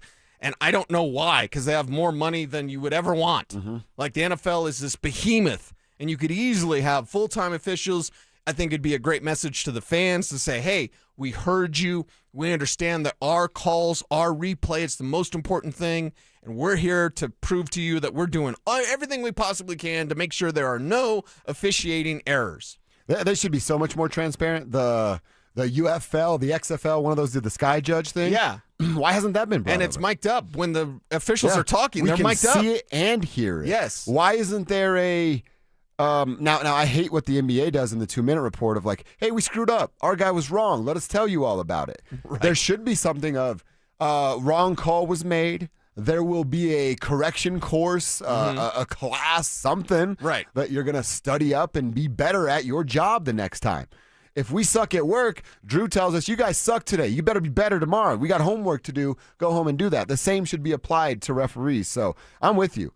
A multi-billion-dollar business doesn't have full-time officials. It's pretty bad. That's a real slap in the face to us consumers. Yeah, it's pretty bad. So I look at it and go, okay, figure this thing out. I know you're not going to do what you need to do, so just figure out whatever. Hey, they need this. All right, negotiate. That's what these things happen. But don't let this thing even get close to the preseason. Do you think the referee, I would imagine they all want to be full-time.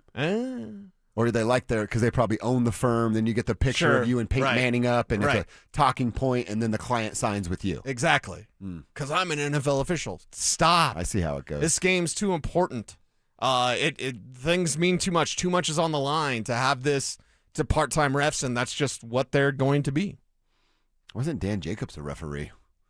Part-time referee, part-time lawyer, part-time radio guy, part-time cook, part-time DeLorean driver. He could add another something on there. Part-time judge, you forgot about that? Oh, part-time judge. That's right. I said lawyer, but judge is absolutely what it is. I told you he invited me to drive the DeLorean last night, and I had to rain check on him. Well, I didn't get to drive it, to sit in it. Like, if that text said drive it, I'm probably canceling my plans. I thought the text did say drive it. No, it said ride around in. Oh. Which still would have been fun, right? Sure. I'd have put on a puffy vest. Would you have gone back in time? I don't know. See if he can get that thing up to 88 miles an hour. I thought it was 87. Pretty sure it's 88. Is it 88? I think so. Okay. Yeah. All right. Nerds out there on the RamaSaw.com text line will let us know. How about that? You just broke down the laser swords, but you don't know how fast the DeLorean was going. I got another one here from Miami, Cease, to talk about. Now, I wonder how football fans view this. If you're a Dolphin fan, I'm pretty sure you absolutely hate it because you're in trouble for the next couple of years. The Dolphins are paying over $175 million in dead money in 2026 to players that aren't on the team. Tua breaks the bank at $50 million. Tyreek is in the Russ range at $28 million. Jaylen Waddle, now on the Broncos, $26 million cap hit that the Dolphins are going to take, so he plays in the orange and blue. Jalen Ramsey at $20 million. Minkah Fitzpatrick at $13. Bradley Chubb, who's now in Buffalo, $10. Armstead, 10. Daniels, 4. Zach Wilson, 3.8.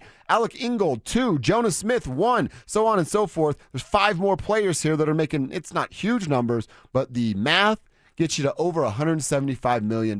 So if you're a fan, let's pretend for a second you care about the Dolphins. Okay. I'm Dan Jacobs or Sean Gates. Yeah, that's right. Do you, sorry, Sean. Sorry, Dan. Do you go, hey, our ownership's willing to take it on the chin to get better, or do you go, who the hell hired these guys to put them in this position? What bunch of suckers put this team together to eat this kind of money? Yeah, I think it's more of the latter. But you're a Dolphins fan, so you're long-suffering anyway because you had to suffer through the Patriots' dominance in the NFL and certainly in the AFC East. Then you had to deal with the Bills' dominance in the AFC East, at least, because they can't win a Super Bowl. But it's like, oh, you're already terrified of what your team's going to do because you're a Dolphins fan. So now you're just like, oh, I guess this is who we are. Yeah, Embrace the suck, Dolphins fans. I would be like, all right, well, you got the money to do it. Fix this mess, and then go spend that money on players not named Tua Tagovailoa. Right, because that was the major mistake there, is giving him and Tyreek all of that dough. How'd you not know how the Tyreek Hill movie was going to end? All right, hey, it didn't work out, everybody. Right. I'm shocked. That's so weird that didn't happen the way they thought it would happen. So Miami broke, and at least now when NFL stories or you hear it'll be said all year. The Miami Dolphins have the biggest cap hit for one player in the history of the NFL, which means they will not say that belongs to the Denver Broncos and Russell Wilson. So I actually applaud them and generally thank them for that. Thank you for taking Denver's spot. Yeah. We used to be the laughing stock. Now it's you guys. Feels good to be on the other side of that. Yeah, but the Broncos could win with that salary cap hell. Like, they were winning. They won with the Russell Wilson contract. I don't think Miami's going to be winning too many of those games. I don't even know the Dolphins' schedule. I don't need to know it. I don't know what exactly they did in free agency or what they'll do in the draft, but they're going to win 3 games. The wide receiver core, now with the trade of Jaylen Waddle, is basically Malik Washington and Taj Washington. Any relation? No. And they're both, were they both undrafted or late? I think, which Washington? I think Mike Washington was drafted late. But anyway, like, they don't have a lot. So good luck. Who'd they sign? Malik, right? It was their quarterback? Yeah, Malik Willis. And then got Malik Willis? Yeah, so they got Devon Achane still. Yeah. And they swear to God they're not going to trade him. But, of course, it was about a month ago. They swore to God they weren't going to trade Jaylen Waddle. No. Right phone call, right offer probably gets anybody up out of Miami. I will say this, though. If you're going to suck and you're going to be on a bad football team, why not do it in Miami? Probably a pretty sweet place to suck it up as an NFL player. Oh, yeah. Beach is right down the street, no state income tax. your owner's got a pretty sweet yacht that he's willing to let guys have fun on, you know? I think you'd have your fill of fun in Miami. That would not be a problem. I think you could figure it out there in Miami. All right, a little earlier, we got a chance to talk with our buddy Mike Kliss. We asked him about this Jaylen Waddle deal. How long had they been working on that deal? And Waddle was trying to be, team player. So there is no true wide receiver number one. Cecil asked Mike Kliss who true wide receiver one is now with Jaylen Waddle in orange and blue. We'll find out what he answered coming up next. How many games do the Nuggets need to win over their final 13 in order to secure home court advantage in the first round of the playoffs? They have to win 10 of these next 13. 9 if we're just going to let one slide. Something happens we are not expecting. Something like that. Denver Sports 104.3. The Fan. It's time to upgrade your arsenal with the Shields Field and Range Sale Event. Save on your favorite brands in ammo, firearms, optics, and more. You'll have to hurry, though. This sale only runs through March 22nd. Plus, with your Shields Visa, you'll earn an extra 10 points for every dollar spent on Vortex products at Shields, which means you'll earn even more My Rewards gift cards. Visit Shields or Shields.com and save now through March 22nd. Hi, I'm Kamiko, the founder of Miko's Hot Chicken. When we started our family restaurant, we were also raising a family. But let me tell you, it wasn't easy. Our Chase Ink card was there to reward us on all of our business needs. Now we have a thriving location, and we're hungry for more. With the Chase Ink Business Unlimited card, you can earn unlimited 1.5% cash back on every purchase, so your business can go from here to possible.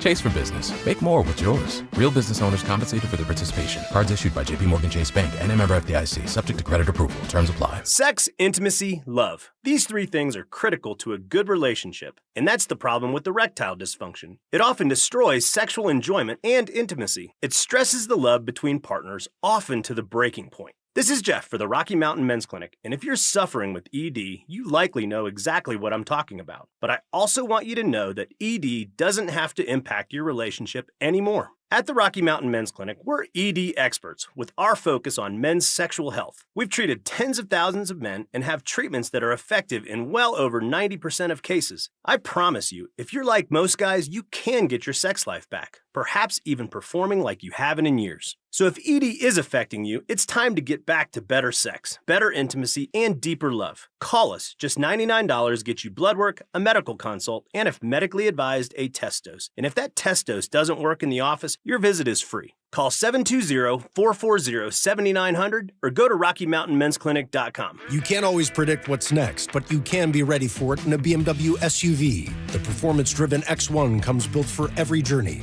while the X3's sporty design and innovative technology keep your drive connected. The X5 blends performance with a commanding presence, or make it even bigger with 3 rows of luxurious seating in the X7. For every road, there's an X built to drive it. BMW, the ultimate driving machine. Gebhardt BMW, your trusted family dealer since 1975.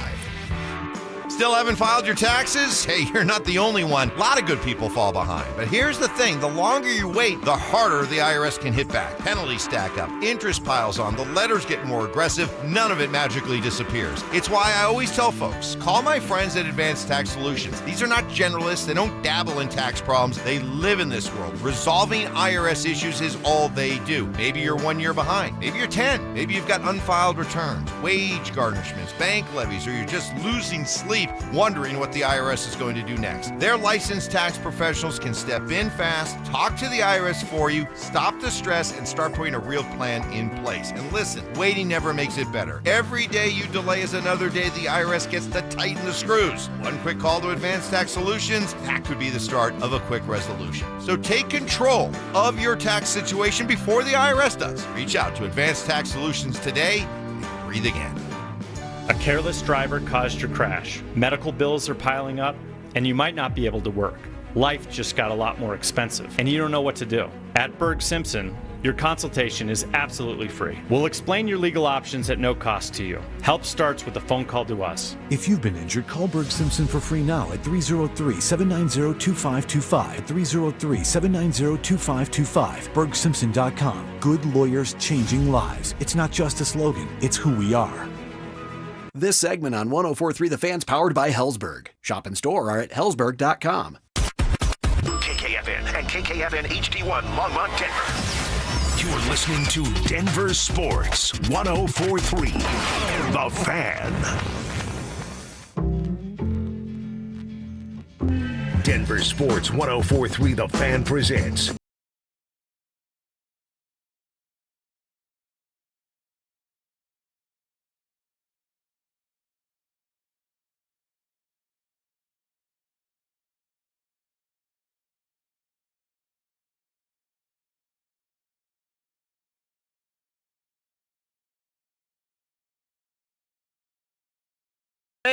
If you're a late starter, second shifter, well, we normally have you covered there too. From 6 to 7 p.m., little Denver Sports Tonight action. We're live, we're local, we're talking about all the big stories here in town every single day on Denver's best sports station, 104.3 The Fan. We appreciate you guys rocking with us. Keep your texts coming about cool teachers, letting you guys watch college hoops in school. Those are fun stories. Or Tribe Roll Call, doesn't have to end. Who are you? Where are you? What you doing for a buck out there today? We'll still give you a shout out, you and your company here on the show in our final hour. Send that information to 2 different locations. The RamosLaw.com text line's always open. All we ask is that you put your name on it to get the shout out. 303-713-1043 over there, or on the YouTube page. Cecil's all over that. Denver Sports YouTube. Click the Dover and Cecil stream, and you're in just like that. Cease, we got a chance to talk with our buddy Mike Kliss. We do it every Thursday, as he's the third member of our chain gang. Yes. And we're always looking forward to that conversation. And we asked him, of course, a few different questions. Up first was the conversation about Jaylen Waddle. They had eyes on Jaylen Waddle at the trade deadline in 2025. Price was a little too steep. Now they go get him. Was Jaylen Waddle the entire time, hey, we got to get this done, and then we can figure out where we're at in free agency? So were the Broncos locked in on Waddle immediately when they knew free agency was going to open? I don't think it was the target the whole time. I mean, it was, they don't go in with a target. They go in with, you go into free agency in the opening of the league year with about 10 targets. And, the free agent market, they liked a bunch of guys. Breece Hall came off the board with the franchise tag. Travis Etienne, who called, got a little expensive for their taste. And so they went J.K. Dobbins there. All right, so no, not the target the whole time, but clearly interested in the player, going back to last year's trade deadline. And again, the second time I'm hearing him say this now, like, all right, if it's Breece Hall, target number one, and Kliss told us that a couple weeks ago, but the franchise tag on Breece Hall was because the Broncos were on their way to go get him. In a weird world, I guess a hypothetical here, Cease, would they have got Breece Hall and Jaylen Waddle? Was Breece Hall the free agent target? Yeah. And then Waddle the trade target? Yeah, and then perhaps that feels like wishful thinking a little. That's a lot of wishful thinking. So if that was their plan, how did they not know that wasn't going to work? Right. How do they not know, especially with the connections with Darren Muji, like, it'd be pretty easy to figure out, oh, that's your guy? Yeah. Well, we're going to protect the guy. So this goes back to the egregious error, big-time error from George Payton. Last year, not getting Breece Hall for a third-rounder at the trade deadline. He should have done that. The Broncos would have won the Super Bowl had he done that. So am I placing that all at the feet of George Payton? Yeah, I am. Why? Because it was right there for a cheap price, and you could have easily had a guy and then work with R.J. Harvey. Like, it could have been awesome. Then you make the move for Jaylen Waddle. Now we're like, Breece Hall, Jaylen Waddle. Oh, my God, you've got everything. This team is unstoppable. We'd feel much different had they only made that move. One, we'd be talking about a Super Bowl championship. We'd be talking about a parade. You and I may or may not be on the air still based on what we did and our behavior at said parade, but still, like, it could have been much different with one move. One move that they didn't make. So now you're sitting here going, oh, what was the deal? Well, if they were thinking they could have gotten Breece Hall in free agency, their thinking was wrong. Because they didn't. Mm-hmm. Because the Jets sniffed it out. Not that it was that difficult. The Jets sniffed it out, and they protected their guy. And now the Broncos are, looking to the draft for running back help. Another question that you asked Mike Kliss in regards to the Jaylen Waddle situation because of what Waddle said yesterday in his conference call. Right. I keep on wanting to say press conference. His conference call about, we're not true wide receiver ones here. You just got a good room. We don't necessarily believe that. You go and get a true wide receiver one, but we asked Kliss if it's truly Jaylen Waddle as wide receiver 1. Taking no shots against that team in this. Nope, I think we got the wrong clip there. Yeah, we do, because that's a 20-minute clip. Oh boy. Maybe we're done at 1:40. We just play that clip the rest of the day. It's Dover and Cecil's greatest hits. But basically what Kliss is telling us is it's going to be hey, he likes both of them, Courtland and Waddle, for over 1,000 yards. So who do you dub wide receiver number 1? I still look at this as Jaylen Waddle as wide receiver number 1. He's going to get most of the targets. He's going to get the game plan for him. Here is what Kliss said when asked who is wide receiver number 1. I think it's Cole. It's Cole number 1. I don't know who's going to wind up getting the most. If you need if you need third down and 6, maybe it's Sutton. If it's 1st and 10 or 2nd and 8, maybe it's Waddle. Waddle, I think, stretches the field more, obviously, than Sutton. But there's also that possession. You need that possession receiver. That's going to be Sutton. If you need a little more excitement in the offense, then that's Waddle. So I can see them both winding up with 7. If they stay healthy now and play 17 games, I can see them both with 70 catches and somewhere between 950 and 1,100 yards next year. All right, so he goes to 1,100. That's where I had Court yesterday on his number, but I upped that for Jaylen by not 1,000. That'd be incredible. 100 at 1,200 yards. Yeah. And even if that's all right, so he's kind of picking the. Well, you're a wide receiver 1 when you need this. He's your wide receiver 1 when you need that. Right. I think you're going to need more of that in regards to Jaylen Waddle, which would lead, again, default wide receiver 1. Yeah, and that's the thing. Like, you need to look at this thing and go, 1,100 for Jaylen Waddle? If Jaylen Waddle does that, I'll be very disappointed. Like, very disappointed. Even if Courtland's over 1,000? Yeah. So you have 2,000-yard receivers. 2,000-yard receivers. Really? But they're both around 1,000 yards. I think one of these guys, and there is a number 1, I personally believe that it is Jaylen Waddle. So if they're both, like, I just... Honestly, I really don't like they're co-number 1s, everybody. I'm not going to ride the fence. I get that. I'm not going to ride the fence. Jaylen Waddle is the number 1. Sorry, Court. And so Court can have his 1,000, 1,100 yards. Jaylen Waddle needs minimum 1,200 yards. Minimum. He gets over 1,200, I'm not going to say a whole lot. He doesn't have 1,200, I'm going to be blah, blah, blah, going off. Like, I understand why you feel that way, but you know what popped into my head a little bit is like, are we getting a little spoiled here?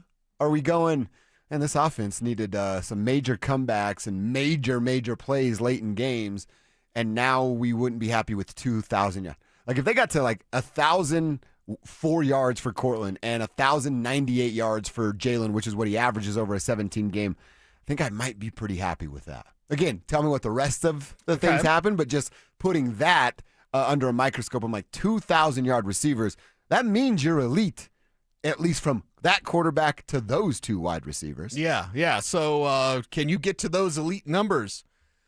With Bo Nix, anything is possible. Last thing we asked Mike Kliss about was tight ends. Were they looking at tight ends and then find out maybe they actually do like Evan Ingram over what was available out there? There were a couple, I think they were looking at a couple tight ends. And, again, they couldn't get anything done with any tight ends. Most of the tight ends they looked at, they preferred Ingram. Kind of like with the running back position. They preferred Dobbins at a certain price versus, paying a lot for someone who's hadn't been in the system for a while. And you got a learning curve there. All right, so, that's the learning curve thing. Again, we talked about that with bringing in free agents. There's always going to be a learning curve. There's always going to be something for a new guy to learn role, responsibility, where they are. So the learning curve, I don't know. Right now, David Njoku's still available. Is he better than Evan Ingram? Dallas Goedert was available until a few days ago. Is he better than Evan Ingram? I could make the argument that, yes, they are better than Evan Ingram because I just watched Evan. 50 catches for, 461 yards. I've wrote that number down so much I've memorized it at this point. There's better options than Evan Ingram. Today, right now, there's better options than Evan Ingram. Well, we need to up the expectations for Evan Ingram. And I understand Mike saying, some positive things. Man, he had a 50-catch season. Were there 50 catches that were less impactful? Like, seriously, if you were just to guess, watching the Broncos all year long, Evan Ingram had how many catches? You probably say, I think he had like about 30, 35, something like that. Wasn't a whole lot. 50 sounds like a lot, but what was the impact from those 50 catches? Nothing. It was bare minimum. Overtime in Washington. Okay. That's the impact that he made. Okay. That's it. Once. Yeah. Yeah, I played 16 games.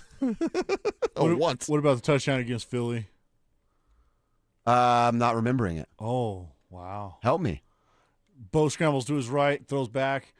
Evan Ingram catches it about 5-yard line, dives into the end zone. Oh, pylon side, left yes, side. pylon, Yep. Okay, I remember. Okay, so 2 plays. 2 plays, 16 games. For a guy that's the Joker. I don't think we have all this excitement over a guy for 2 plays. No. The good thing is they can now forget about the Joker because the Penguins up in here about to waddle all up over everybody. Ooh. Right? And they still have the Riddler and Marvin Mims. That's right. Do they have Batman's Rogues Gallery? And the real Joker plays basketball just down the street. So we have the Joker, the Riddler, and the Penguin. Wow. Who are we missing? Two-Face. Oh, my God. Kevin just lost it. Bo is Batman. Bo is Batman. Bo is Batman. Bo is Batman. Wow. Nice. And I can think of who Two-Face is, but he works in the media. He doesn't play for the Broncos. So. Oh, nice. Yeah, everybody wants to get him, too. Yeah. And they do a pretty good job on social media. All right, fun conversation there. Good stuff from Mike Kliss. If you missed the whole conversation, Kevin will have our podcast up for you. If it's not there, real quickly after 2 o'clock to hear it in its entirety. And make a note. We hang out with Kliss every single Thursday at 11 o'clock, and we always look forward to that conversation. All right, Cecil, we got to go back to the Avs. A playoff series between the Stars and the Avs, it just seems inevitable at this point. So how do we feel about having to beat Dallas to win Lord Stanley once again? Let's talk about it coming up next. Stream Stokely and Evans with Mark Schlereth, Dover and Cecil, The Drive, and all your favorite shows on the Denver Sports 104.3 The Fan app. Powered by Advanced Tax Solutions. Denver Sports 104.3 The Fan. So my friends over at Pure Talk have been sending me customer feedback from consumeraffairs.com, where thousands of people rate and review the top wireless providers. Here, for instance, is a nice note from James in Raleigh, North Carolina, who writes, quote, after hearing Mike Rowe's ad, we made the switch to Pure Talk, and we couldn't be happier. We went from spending $1,200 a year with T-Mobile to $420 with Pure Talk. Thanks, Mike. Switch today! Exclamation point.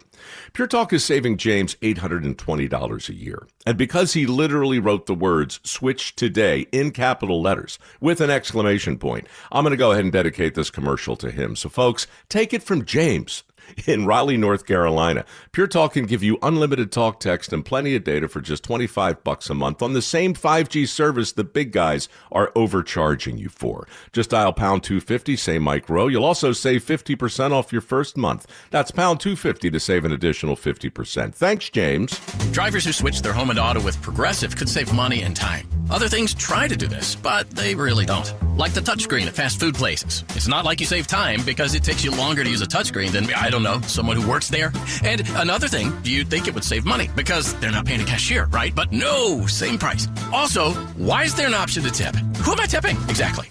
Anyway, even if you can't save money and time with some things, you could with a Progressive Home and Auto Bundle. Progressive Casualty Insurance Company, affiliates, and other insurers. Not available in all states or situations. Need life insurance but have diabetes, high blood pressure, or on anxiety meds? If you're a 50-year-old male, even porky, or with type 2 diabetes, $1 million of life insurance may only cost you about $200 a month. For affordable term life insurance, call Term Provider and speak with Big Lou at 800-777-1225. 800-777-1225 or visit biglou.com. Remember, Big Lou's like you. He's on meds too. 800-777-1225. Jacob's Law and 303 Law 4040, the husband and wife law firm where you don't get passed around to a law clerk or some call center overseas. You always get to meet directly with me and my lovely wife, Kimberly. Go ahead, save that number in your phone. You never know when you're going to need it. It's 303 Law 4040. Imagine a world where you can leave the house and take your Wi-Fi speeds with you. Thanks to Xfinity Mobile, it's not just a fantasy. Just picture it. You're at your kid's soccer game streaming the other game in 4K. Just like that, in the airport, download a cozy family comedy in a snap with Wi-Fi Power Boost. What if the places you had to be felt more like the places where you wanted to be? That's the magic of Xfinity Mobile. Reliable Wi-Fi and 5G when you need it. Xfinity, imagine that. Cut your mobile bill in half with 2 lines of unlimited. Visit XfinityMobile.com to learn more. Restrictions apply. Xfinity Internet required. Savings based on promotional rate for 2 lines of Xfinity Mobile Unlimited versus regular rates of 2 lines of T-Mobile Experience More, Verizon Unlimited Plus, and AT&T Starter as of 2/10/26. Taxes, fees, extra after promotion. Regular rates apply. Is your money doing everything it can for you? Like automatically pushing more of your money to savings every day? I don't think so. Then switch to Huntington Bank. And let's get more from money. Huntington Bank. Welcome. Eligibility requirements apply. Some features may require enrollment. You're listening to Sports Talk Radio at work. So is your competition. So are your customers. Denver sports fans don't half listen. They argue. They text in. They remember stats from 1998. They remember who sponsors their obsession. Audio, video, or online. We've got every angle covered. DenverSports.com. Make your move. You bought an RV, and you got an automatic discount from Progressive by bundling it with your home or auto insurance. That's great, but a serious word of warning every RVer should heed. You don't need to talk about things like dry weight or dump stations. And you don't need one of those expensive water filter straws either. Because the most extreme thing most RVers encounter is a campsite without hookups. So just enjoy yourself. And Progressive's automatic discount when you bundle your RV, boat, or motorcycle with your home or auto insurance. Progressive Casualty Insurance Company and affiliates. Not available in all states or situations. Pump up the volume. Business moves fast. Orders roll in, deadlines close in. When you ship with USPS Ground Advantage, you can keep up with confidence. Every package stays in our secure network from dock to door.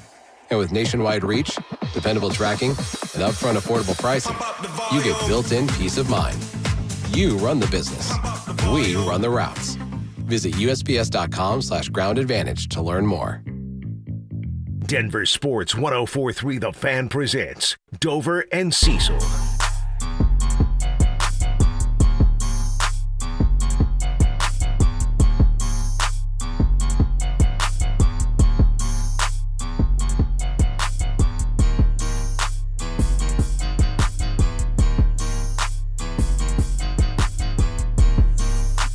All right, we got to have a conversation about what we watched last night between the Stars and the Avalanche and then decide whether or not we believe that the Avs could beat that team in a 7-game series in the postseason that is right around the corner.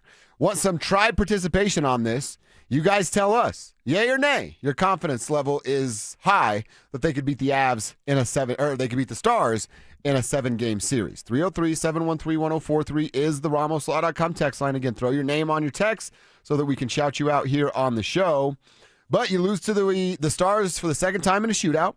We heard from Jared Bednar earlier, and we can reset some of that of him not being upset about how they played last night, about the fact that the Avs are controlling 5-on-5 play versus the Stars, but getting doubled up on the scoreboard of 8-4 on 5-on-5, and their goaltender Jake Ottinger is 4-0-2 in his last 6 games for the Colorado Avalanche. You could get right on April 4th, but it's at their barn.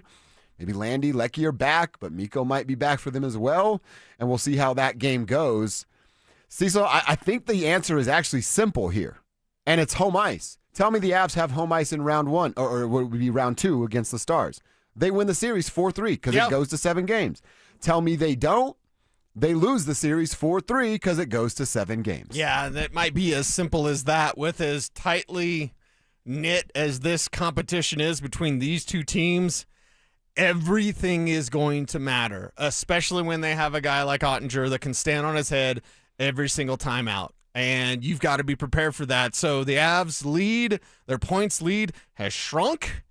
They still have it. If the playoffs started today, they'd be the number 1 seed. They need to stay in that driver's seat, which means your offense has got to come to life because offensively, you've been down too much recently. And that's something that's got to change. So can that offense find some spark?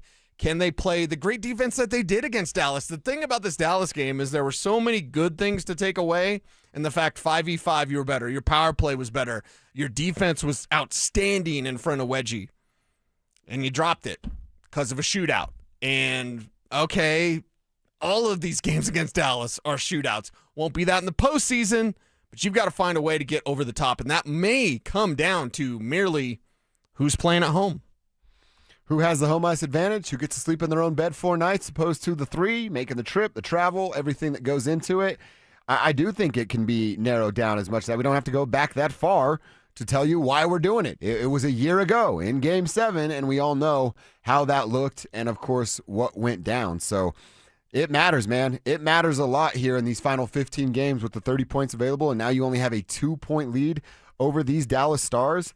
I did think it was interesting, and I guess I always say it, by definition, a must-win means like your season's over or you or somebody you work with is getting fired if you don't win this game. Kel McCarr was asked about that last night. Did it feel like a must-win? Yeah, you want to win, but it's not a do-or-die game right now. We still got a game in hand. We got a lot of big road trip coming up here. So for us, I think the main thing was making sure that we get back to our game and feeling good about where we're at through the entire lineup, and I felt like we did that tonight. And even though we had some opportunities that we exploited by them and had some good opportunities maybe in the game, I felt like tonight we played a great game, and again, we just got to keep building off that, and we'll put ourselves in a good spot. All right, that's the right answer to say with a camera and a microphone in front of your face, because if he goes, yeah, we blew it, totally ruined that, then everybody freaks out of like, oh my God, they're worried. I would imagine, well, and I don't know, because we heard Bednar earlier, and like I said, we can reset it. His tone wasn't like urgent. It was a little defeated. It was disappointed. But trying to put forth confidence with a defeated tone. So was it must win? No, because Jared Bednar's not fired today, and the playoffs aren't over, and the season's not over. Right. But you're now down 2-1 in the season series. Their goaltender it has more success than our goaltender, who we feel really confident about. Again, would we call April 4th a must win to even the season series? Like, I guess that's going to get as close as it can get in a regular season matchup. Right. Well, and the thing is, like, okay, it's not a playoff game, but it had a playoff atmosphere. Yeah, it did. Fans felt it was. Oh, yeah. You could feel the juice from the TV, dude. Yes, exactly. So everyone was kind of, listen, Nuggets game, we got plenty to discuss. This was the game. This was the game to dial in with and watch and hope for the Avs to come out on top. So, hey, April 4th, that's going to be the game as well. That's going to be must-see TV across the NHL. And is that one must win? I like the idea of evening the season series. It just kind of tells you exactly where everything's at when these two teams match up against each other, because it's outstanding. Now, the results haven't been there for the Avs. You want to come out on top. But, I mean, you look at all the metrics about in the 3 matchups this season, the Avs controlling 5v5 play, but they've been outscored 8-4, as you mentioned. Shot attempts 163-96 in 5v5 in 3 matchups this year. Wow. I mean, shots on goal 71-45. Advantage Colorado. So, what is the recipe to get past a hot goaltender? Avs are still trying to figure it out. But you've got to do that, because this is likely a destination series, if you will, in the postseason, wherever that's at, based on how you finish this year. And you've got a 2-point lead. You got to make sure you keep that 2-point lead. UPS Greg. Shout out, UPS Greg. I love the way they played last night. Dallas got pretty lucky goal off one post, and Wedgie couldn't get over there. Right. Directly to the Dallas. He uses some cuss words to describe the player's stick, which I like, Greg. I just can't say here and keep my job. Stick. But we like that attitude. That's the kind of language we're looking for here. Yes. I guess that is one way to look at it. I kind of feel like UPS Greg is echoing what we kind of heard from Jared Bednar, again, of like, you like what you saw, but it still resulted in a loss. Which, again, of like, all right, you like what you saw, but you still can't beat that team? That makes me want to raise a red flag. Not go, yeah, but. Like, that was your best effort, and you still lost. And you lost twice to that team, putting forth that kind of effort. It's going to be a very clinched time, very nervous time, nerve-wracking, I guess is the best way to put this matchup. It's like driving on black ice, right? You're white-knuckling and you're puckering up down there. You're like, ooh, This is dangerous. I'm probably sliding off the road here. Yeah, that's probably how that is going to end up. All right, you tell us. Like I said, I think it's about home ice. Cecil and I are on the same page there. Colorado gets home ice against Dallas in round 2, they win. Colorado does not have home ice against Dallas in round 2, they don't win.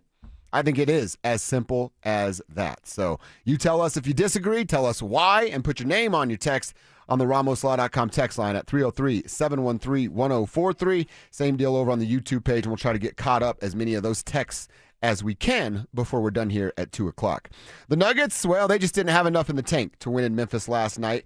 I have a tough time giving them a pass because of fatigue, because they're professional athletes and they know what they're signing up for. They definitely do not get a pass with turnovers. Turnovers might have been the main reason they lost last night, even over that fatigue. So let's talk about turnovers and come up with some solutions as to how Nikola Jokic can be better with the basketball in his hands. That's coming up next. Jaylen Waddle is a Denver Bronco. With Cortland Sutton, Marvin Mims, Troy Franklin, and Pat Bryant in the room, where will the former Dolphin star rank among this year's pass catchers? Denver Sports 104.3. The Fan. Well, I lost 60 pounds with SodaWeightLoss.com a few years ago, and I have kept it off. Why? Because I know how to eat, what to eat, and when to eat, all thanks to my friends at Soda Weight Loss. SodaWeightLoss.com online. You can call them up, 1-866-800-SODA. And here's the thing.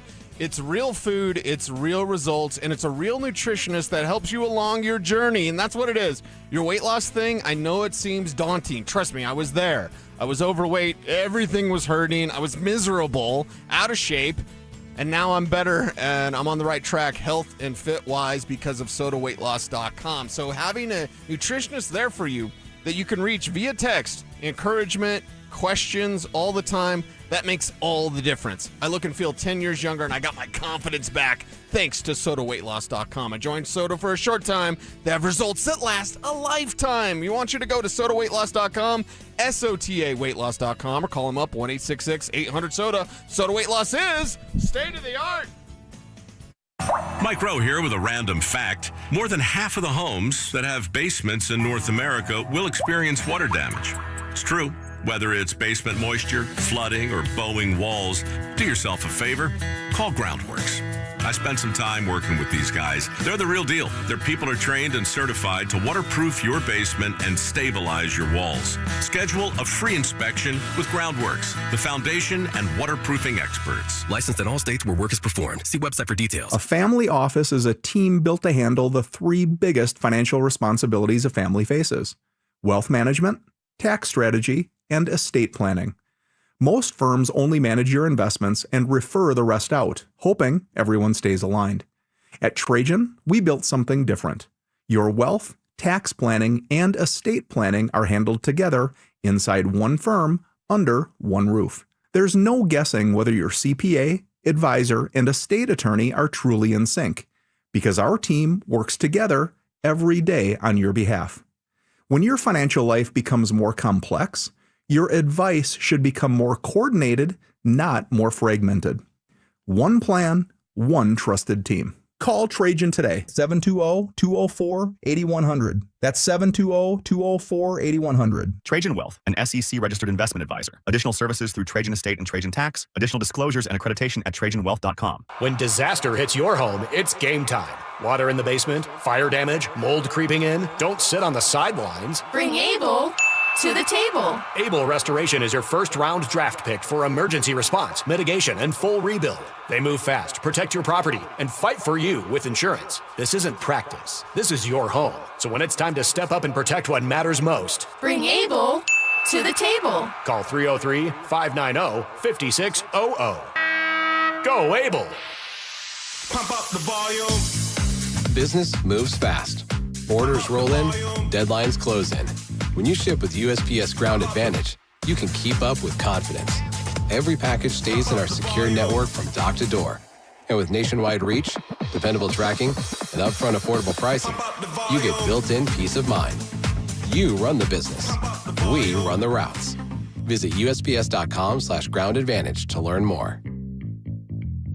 Need life insurance but have diabetes, high blood pressure, or on anxiety meds? If you're a 50-year-old male, even porky, or with type 2 diabetes, $1 million of life insurance may only cost you about $200 a month. For affordable term life insurance, call Term Provider and speak with Big Lou at 800-777-1225. 800-777-1225 or visit biglou.com. Remember, Big Lou's like you. He's on meds too. 800-777-1225. Men, we all know how important sex is in a relationship, both for you and your partner. But erectile dysfunction ruins sex, which can often have serious impacts on your relationship as well. This is Jeff for the Rocky Mountain Men's Clinic, and if ED is a problem in your life, you understand the impacts it has on you and the one you love. But I'm here to tell you that ED is a treatable condition, and almost without exception, you can have really good sex again. At the Rocky Mountain Men's Clinic, we're experts in treating ED. We've treated tens of thousands of men with protocols that are effective in well over 90% of cases, which means if you're like most guys, good sex will be the norm. You could even last up to an hour or more and bring a level of intimacy for you and your partner that might just astound you both. It's time to have really good sex again, so call us. Just $99 gets you blood work, a medical consult, and if medically advised, a test dose. And if that test dose doesn't work in the office, your visit is free.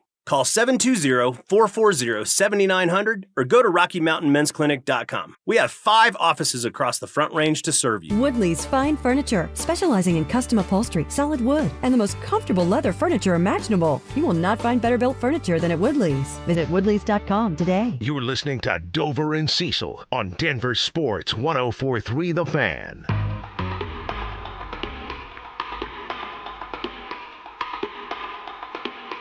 Dig.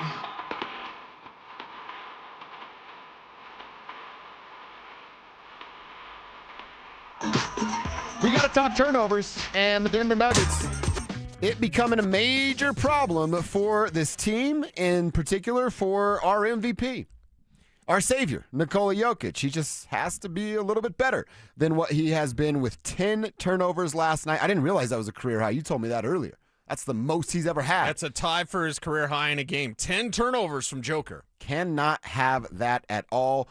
He has 10 turnovers, and they lose by 7 points. Those 19 team turnovers, Joker's responsible for more than half of those with 10. So, as it is championship or bust, and look, we do this with every star player. We've been after Nathan McKinnon throughout this year, having to elevate his game. Nikola Jokic is a once-in-a-lifetime player, a generational basketball player that we will probably never see again. Maybe our eyeballs won't. You hope that your kids or their kids get a chance to see something like that, but probably won't get it again.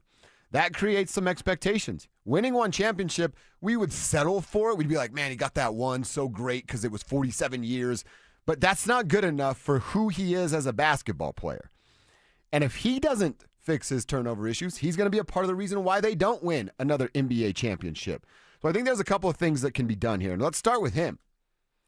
He's a little lackadaisical when he gets the basketball immediately.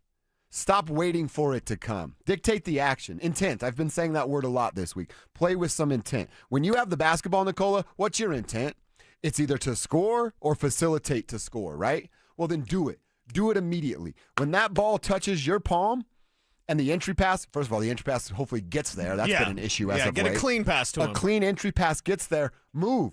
Half spin, turn around and put your shoulders to the basket so you can see where the double team is coming from and get into that action. Stop being so patient with what the defense is doing because you know the double team is coming.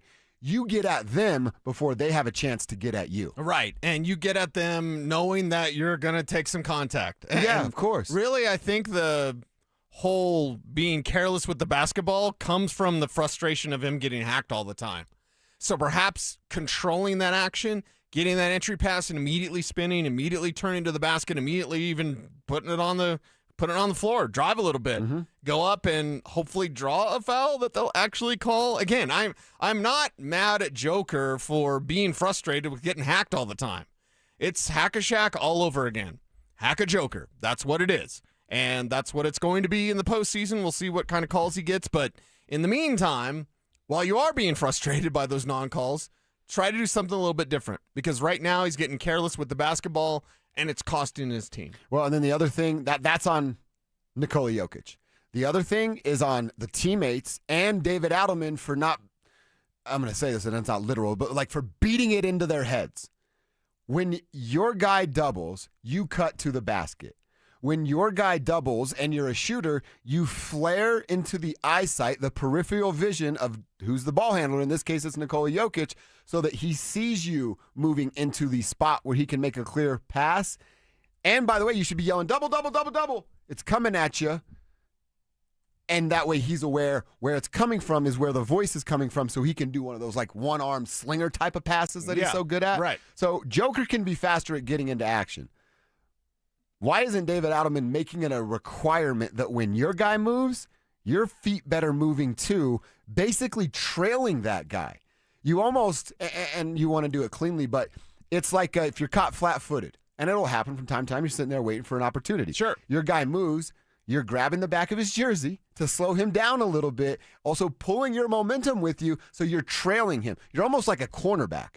You want to be close enough where you could like bat the ball down if the pass isn't great from Nikola. Right. It will be good enough to get over the top of that defender, and 9 times out of 10, you're looking at a layup on the left or the right side of the rim. You're a layup and maybe an and one. And maybe an and one. That's on the player and David Adelman for not literally hitting them over the head. Yes. Your player just moved and you're standing. Go do a suicide. Your player just moved and you're standing still. Go do a suicide. I'm telling you, that's what it should look like, so that when the playoffs get here, it's like muscle memory. My guy moves, I'm trailing him like I'm a cornerback in the NFL.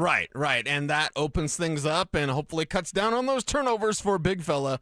And that's something that I didn't really think we'd talk about this year, but it's reared its ugly head way too many times, especially recently. It's a problem right now. Mm-hmm. It's a major problem right now. It's a problem right now, and teams are anticipating as long, three-quarter court passes as well. When he gets a rebound, he looks for that outlet. It would be nice if maybe there was 2 outlets. And the cool thing is, though, and you saw it a little bit last night, and you've seen it, recently with the Denver Nuggets, his teammates, they're getting into the passes like Joker as well. Yep. So it's like, you instead of doing the three-quarter court pass, you could kick it to Christian, who then's going to find that pass as well on that offensive player that's breaking towards the basket. So just clean up the turnovers. I think that really needs to be an emphasis with everything that he can do. And it's not like we're asking about, hey, you've got to block more shots. He's not going to do that. Hey, you've got to play better defense. He's probably not going to do that. This is something real easy to clean up. Difficult to a certain extent, but it's on you, Joker. It's on you. Stop being careless with the basketball. And that cost you last night. It did. I have faith. And see, this is also like, does your faith waver at all? Because I keep saying, I have so much faith that Nikola Jokic is going to figure it out.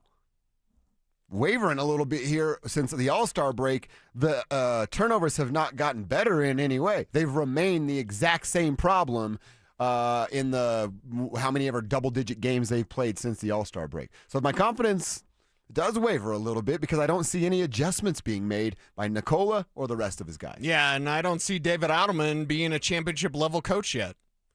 Can that change in the postseason? Sure, anything is possible. But how does it change? How do we get there? And the Nuggets need to get there in a bad way. They're on pace for 49 wins. But 50 wins is a .610 winning percentage. Only 11 of 79 teams to win the NBA Finals had a winning percentage below .610. Wow. The most recent of those 11 teams was 1994 and the Houston Rockets. Before that... Most recent, by the way. Before that, a team that doesn't even exist and a name that offends. The 1977 Washington Bullets. Oh, wow. Yeah.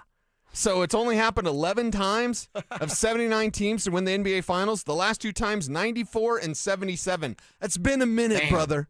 It's been a minute. I don't know what we were talking about in the house. I was probably just ranting like an idiot, like I normally do. And I said, yeah, and the Washington Bullets. And then my lady, who's kind of, she knows plugged in because of what we do. Yeah.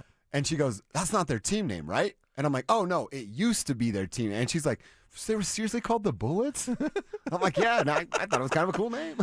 I kind of like the jerseys. Back in the name, the jerseys were sick. They had the little logo with the hands up. Right.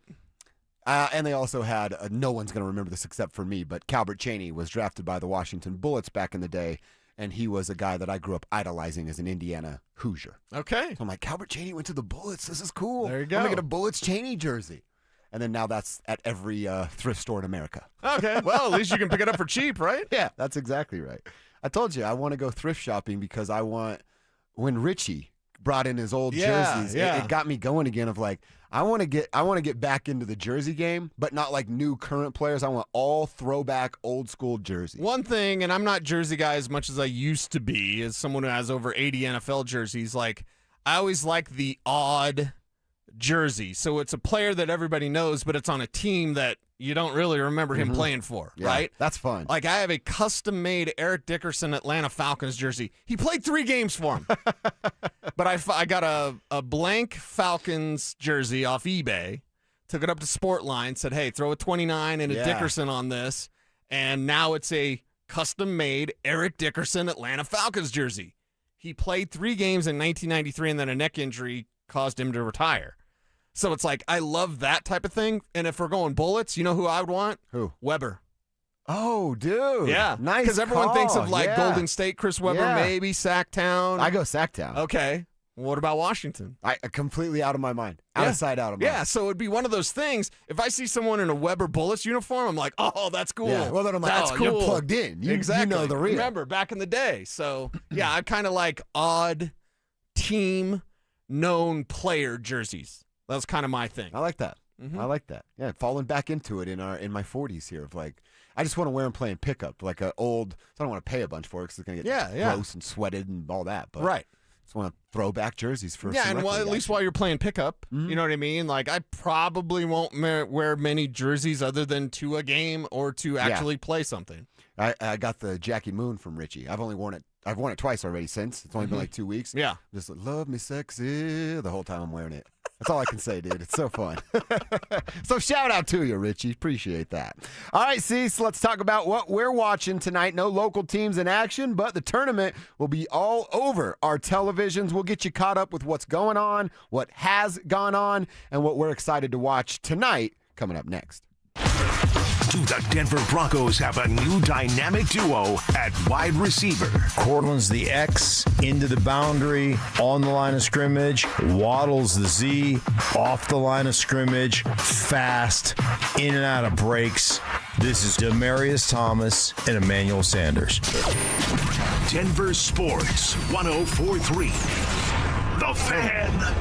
Colorado! Zach By here for 5280 Exteriors. Guys, we've had the driest winter in decades, over 50 years in some areas, and that means a higher wildfire risk. Now's the time to protect your home. 5280 Exteriors installs fire-resistant, non-combustible, low-maintenance upgrades built to handle Colorado's extreme weather. Choose James Hardy siding, Timber Tech decking, and Pella Impervia fiberglass windows. Plus, get 60 months no-interest financing. 5280 Exteriors, the altitude of quality.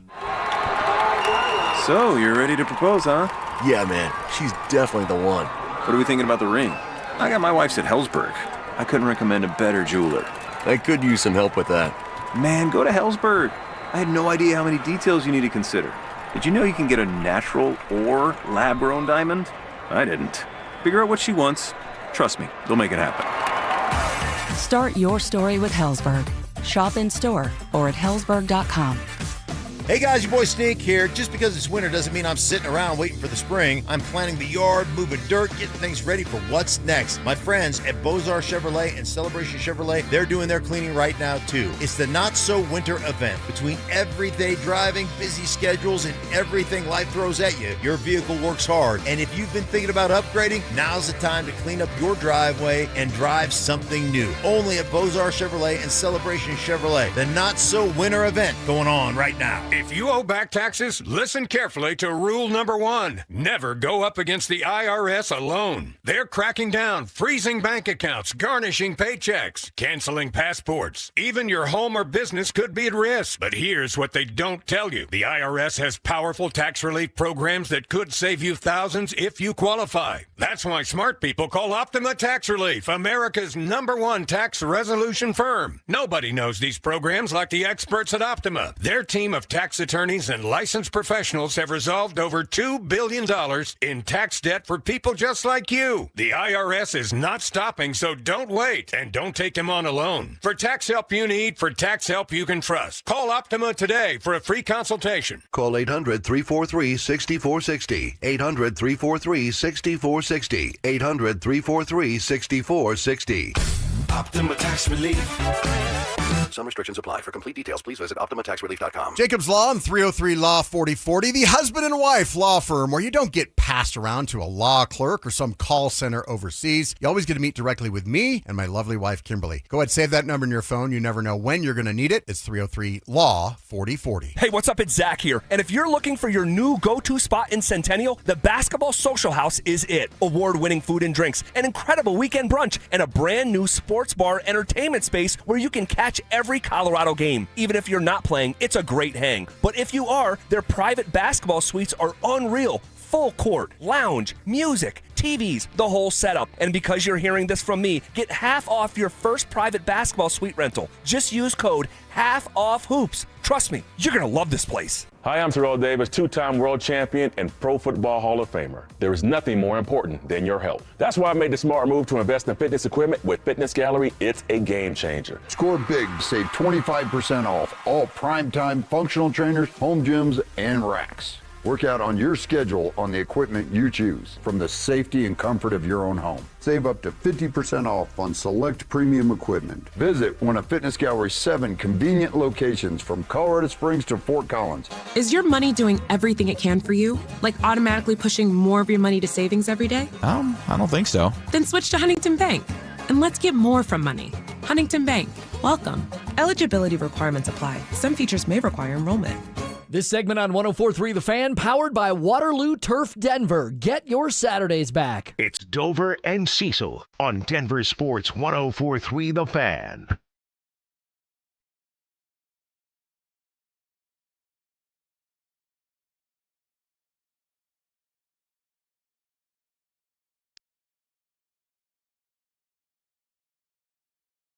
All right, our final segment on a Thursday. Fun show. Appreciate everybody in the tribe rocking with us, rolling with us. Had a good conversation with our buddy Mike Kliss earlier in the show. Again, if you miss any of it, go back, find your podcast, our podcast. Don't find yours, find ours. At DenverSports.com or wherever it is you find your podcast. Listen in its entirety. Kevin does a great job getting that thing up as a full show just a few minutes after 2 o'clock. So you can catch it there every single day. And I still really, really want to. You can hit us up on Twitter, at Cecil Lammy, at Joshua Dover. I would love to call someone's boss today or tomorrow morning and tell them you're not going to work on a Friday because you want to sit around and watch basketball. If you got a relationship like that with your boss, let us know. Or like what I think the dream scenario is, is like you got a vasectomy and we get to call and be like, hey, he went under the knife. No kids, no work. He's out for the weekend. Yeah. That's what I want to do. He's got a bag of peas on his yarbles, and he's good to go. Is it still that? Like, this is when guys get vasectomies this weekend, so you can sit around and do nothing? Yeah. Yeah, that's not a bad play. Not a bad play. Although, I will say this. Maybe it's because we're here in studio, we're focused on the show, and we're not locked in on games. Duke's in a bit of a trouble right now. Still in the first half. Yeah, a minute left in the first half. They're down by 11 to 16-seeded Siena right now. Siena Saints, and they have a St. Bernard as their mascot, which means if Siena pulls this thing off, Kevin Kistner may be getting a Siena hat. Ooh, I like that. Says who? Kevin, I have Duke winning the national championship in my bracket. I would love to have just thrown away my $25 in my bracket pool that I play in to see Duke lose this basketball game. I would sacrifice that and not even flinch. That's how much I hate Duke. I respect that. Oh, thank you. How am I supposed to argue against that? Fair. I respect that. Shout out real quick. High Point up 1 point against Wisconsin with 11 seconds left. Okay, that's a tight one too. I know the Duke game. Duke's almost at halftime, so we switched over real quick. Okay. That's the 12-5 upset could be already happening. I was told that there's a player on High Point's team that has not attempted a 2-point shot this entire year. He only shoots 3-pointers, to which I respond, Richie and Will are out there watching it, and I responded, well, that kid's living my dream. You're playing college basketball in the tournament, and you're not required to do anything but shoot threes. Sign me up, Cease. Is it Timmy Hardaway the third? It's another Tim Hardaway.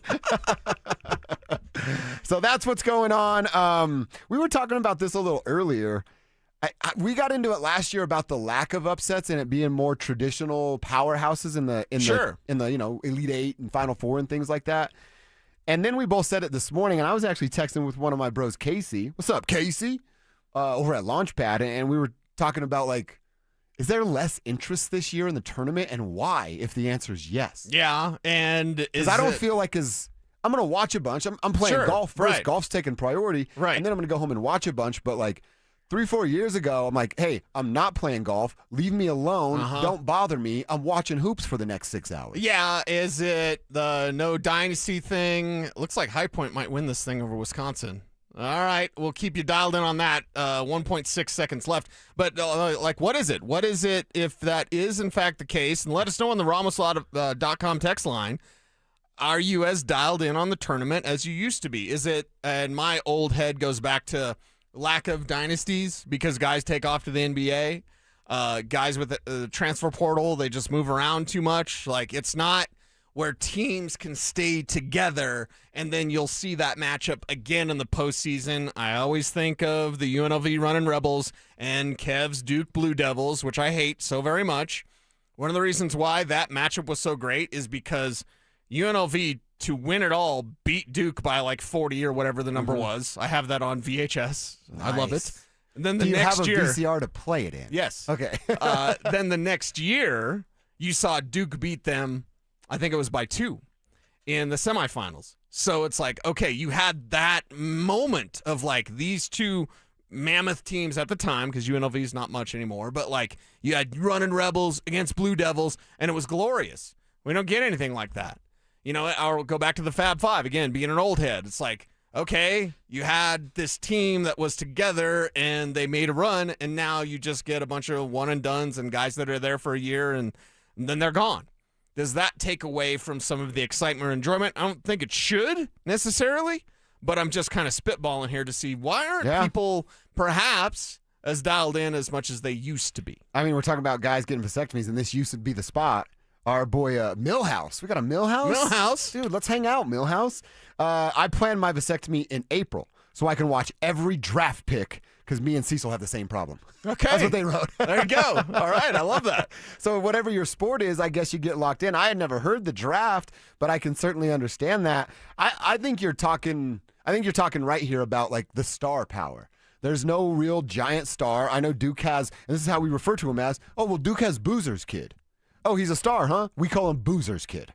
Is he really a star Right. if we're calling him Boozer's kid? Because he's Boozer's kid. And he's a really, really good player, but he still is Boozer's kid. So it's interesting to me that we're not the only ones that are necessarily feeling this way. Here's another text. Again, throw your name on here, guys. We want to give you a shout out. It's from the 720. Oh, it's our 289er. That's what they're known as, is the 289er. I could care less. It's open free agency every year. It's just too hard to follow these players. That makes sense too. Yeah, and that's the thing. Like you follow the schools, you follow the teams, but man, it'd be nice to be able to ride with some of these players for at least a couple of years, and that just doesn't happen. At least it doesn't seem like it happens enough in college basketball. Nick, I'm 22 years old. No kids. Just scheduled my vasectomy. Great advice. Let's watch some hoops. If you don't want kids, you can get that done there, Nick. But maybe you don't have to just go do it because we said you do it. It's only if you don't want the children. Right. You can always reverse it, right? Oh, you can? I guess. I would have done this 2 decades ago if I knew that was the case. I had a buddy. Oh, Ryan, Big Ryan Harris, former Bronco, did it during March Madness and said that it was the right decision, 100%. It was the right call. Mm-hmm. Okay. He actually shared a few too many details about how his surgery went. We're friends, but I was like, well, we're real friends now. Don't tell me off air. Okay. You want me to have him next time I see Ryan, I don't need any sort of like you want me to have him flashback. Send the pictures to you that he sent to me? No, not at all. These sounds like Mark Schlereth toilet pictures. I don't need any of that in my life. Yeah, that's exactly it. All right, and it's over. High Point did it. We got there our first 12 upset. to 5. 12-5 upset. You get, you're good for one of those, 2 of those a year. Me crying in some cheese tonight. But High Point gets it done. They actually did cut to a couple young Wisconsin fans, like I'm talking like little boys, and they were getting ready to cry. And then a couple of guys on the bench that were also about ready to lose it. Yeah, that's a tough one. Congratulations to High Point. That's a 30-win team. Now, of course, they're playing in a pretty crappy conference, but that's a 30-win team there. I just want to know if that guy shot a 2. Like, because if that was the case, if you went the whole season with only shooting 3s, you better not start now. I would never shoot a 2. Or do you do the opposite? Do you actually start dribble driving and getting some layups or some, long 2s? Do you do that because no one's expecting? Your scouting report is this guy all he does is shoot 3s? I don't know. I'm kind of split here. Yeah. Part of me would say just keep shooting like 3s. If you told me I had that record and I was unaware, I'd go out of my way to not shoot 2s. Yeah. I'd go out of my way to not do But it. if you know the scouting report is out on you of like all you do is stand at the arc, I might start dribble driving. Little shot fake, get 3 guys up in the air and go. Exactly. I don't know. I'd want to get out of college, and I hate to be the bearer of bad news, but 3-pointing high, what is this school called? High Point? 3-point shooter on High Point. You're probably done playing hoops after this, Yeah. You might as well go, hey, in 50 years from now, you're like, guess what? I never shot a 2 in college. That's something cool you want to tell your kids. I'd want to tell my kids. Right. When you're a lawyer or whatever. Davey texts in, my son is also known as a boozer's kid. That's really good, Davey. Carlos Boozer was years ago. I don't know how you treat athletes on social networking, but years and years ago, when social networking is kind of new, and I've been on Twitter since 2009, Facebook probably the same since then. I remember hitting up Carlos Boozer, who I knew from probably interviewing him or something. Hit him up like on a DM? On Facebook, yeah. And then he was like, for a friend request, and he was like, hey, I'll accept your friend request if you can tell me what my nickname was in high school. What? Yeah. And so I haven't checked in a while, but I think Carlos Boozer and I are still Facebook friends. What was his nickname? I don't even know what it was. I thought it was Boozer. I mean, that would make sense. Yeah. If your nickname's Boozer in high school, you're probably somewhat of a legend. And you're a stud hooper like he was. Right. I bet you're probably doing all right there if you are one Carlos Boozer. All right, so yeah, I'm golfing, and then I'll turn my attention to some March Madness hoops tonight. What do you got going on, Cecil? Yeah, more of this. More just watching hoops, enjoying that, and enjoying the rest of the tournament, which we'll see what that brings after you get done with your golf. You and your golf, man. I told you, I'm dialing back. I'm being responsible. I'm planning for a wedding, and I'm only playing twice a week instead of 3 times now. It's KKFN and KKFN HD1 Longmont, Denver. Yes, and now I need Kevin Kistner to come back in here and change the channel back to the Duke game. How worried are you about Duke right now? Not too worried. It's halftime, right? You changed the channel on me so we could watch Wisconsin lose, but we were watching Duke lose, and that made me happy. It's halftime now, so it's just they're down by 9, 10. What's the score? I think down 11. 11 still? Not too concerned yet. Okay. But Siena shooting, I think they were 50% from 3. They were 5 of 10 from 3 at one point with a couple minutes to go. Duke like 2 of 12, something like that. So that's kind of the story of the game, I feel like, if you're looking at the box score. You live and die by the 3, and right now Duke's dying by the 3.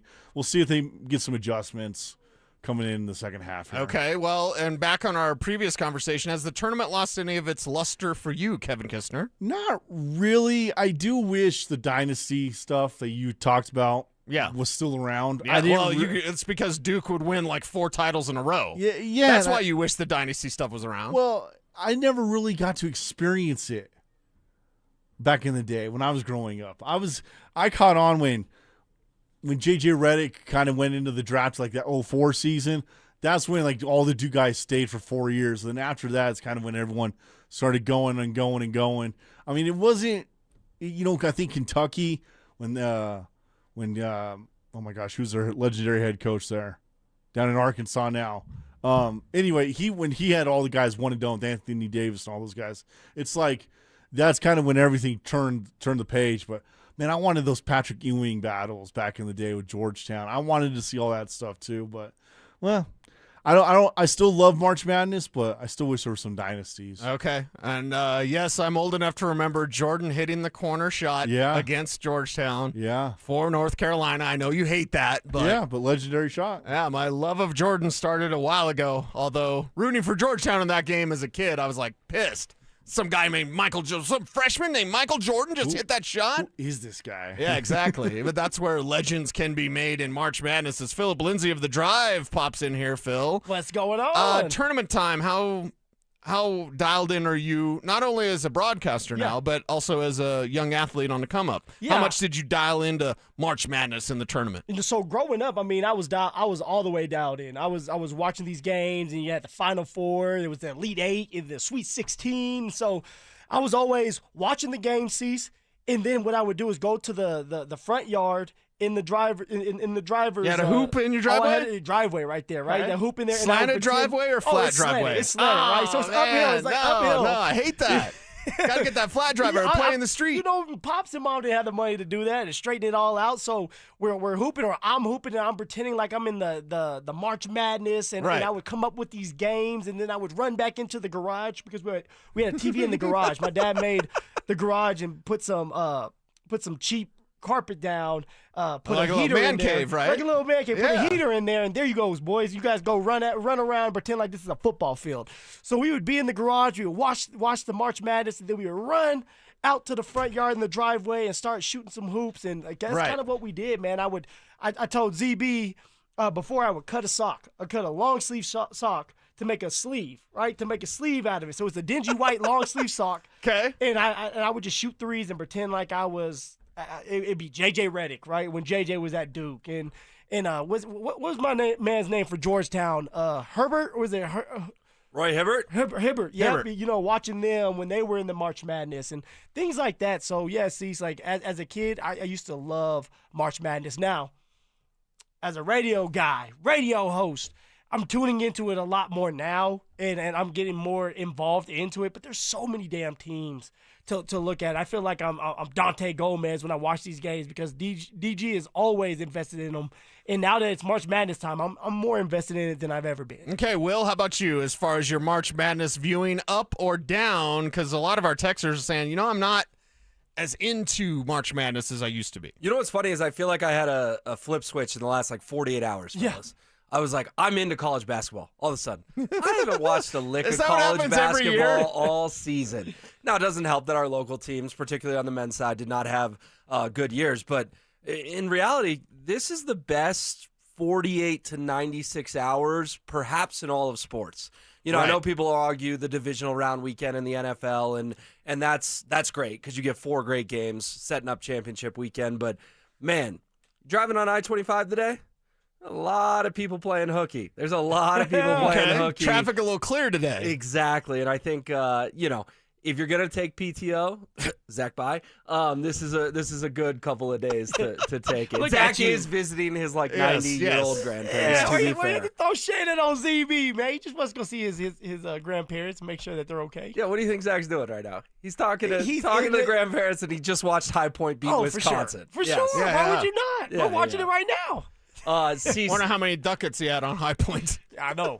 You know my man likes to put the points up. Yeah. And maybe that's it. And even Dover had said, hey, because he's not throwing down any investments on the tournament this year, he's not maybe as involved as he would be in the past. For me, it's the dynasty thing because I'm old, and I remember what college basketball was like where you'd see these matchups for a couple of years, maybe even 3 years, maybe even sometimes 4 years because guys would just stay, and you're like, you get to see these epic clashes between these teams that we just don't get anymore. So it's still the tournament. It's still mega exciting, and I agree with you. If you take 48 hours, this is the most exciting 48 hours in sports. Yeah, and then even on Saturday, people will be like, another day of the madness, and then it's really just kind of night games. Sure. And Sunday's the same way. Like Thursday, Friday. These are the 48 hours. These are the 2 days. Yep.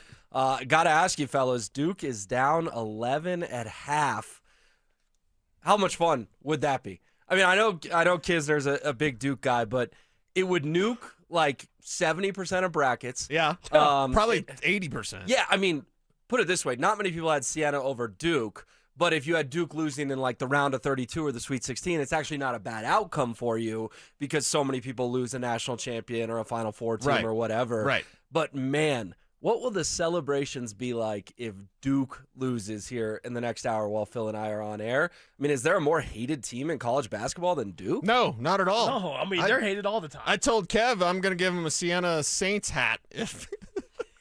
if Duke loses that one, I am the proud owner of a Bucknell hat because they beat Kansas in the tournament 15 years ago. So, yeah, I'll wear that proudly a little bit once in a while. I don't even know where Bucknell's at, but I hate Kansas, so there you go. As a Missouri alum, there was one that ripped my heart out. You probably remember it. It was my senior year, 2012. I was friends with a lot of the guys on the team.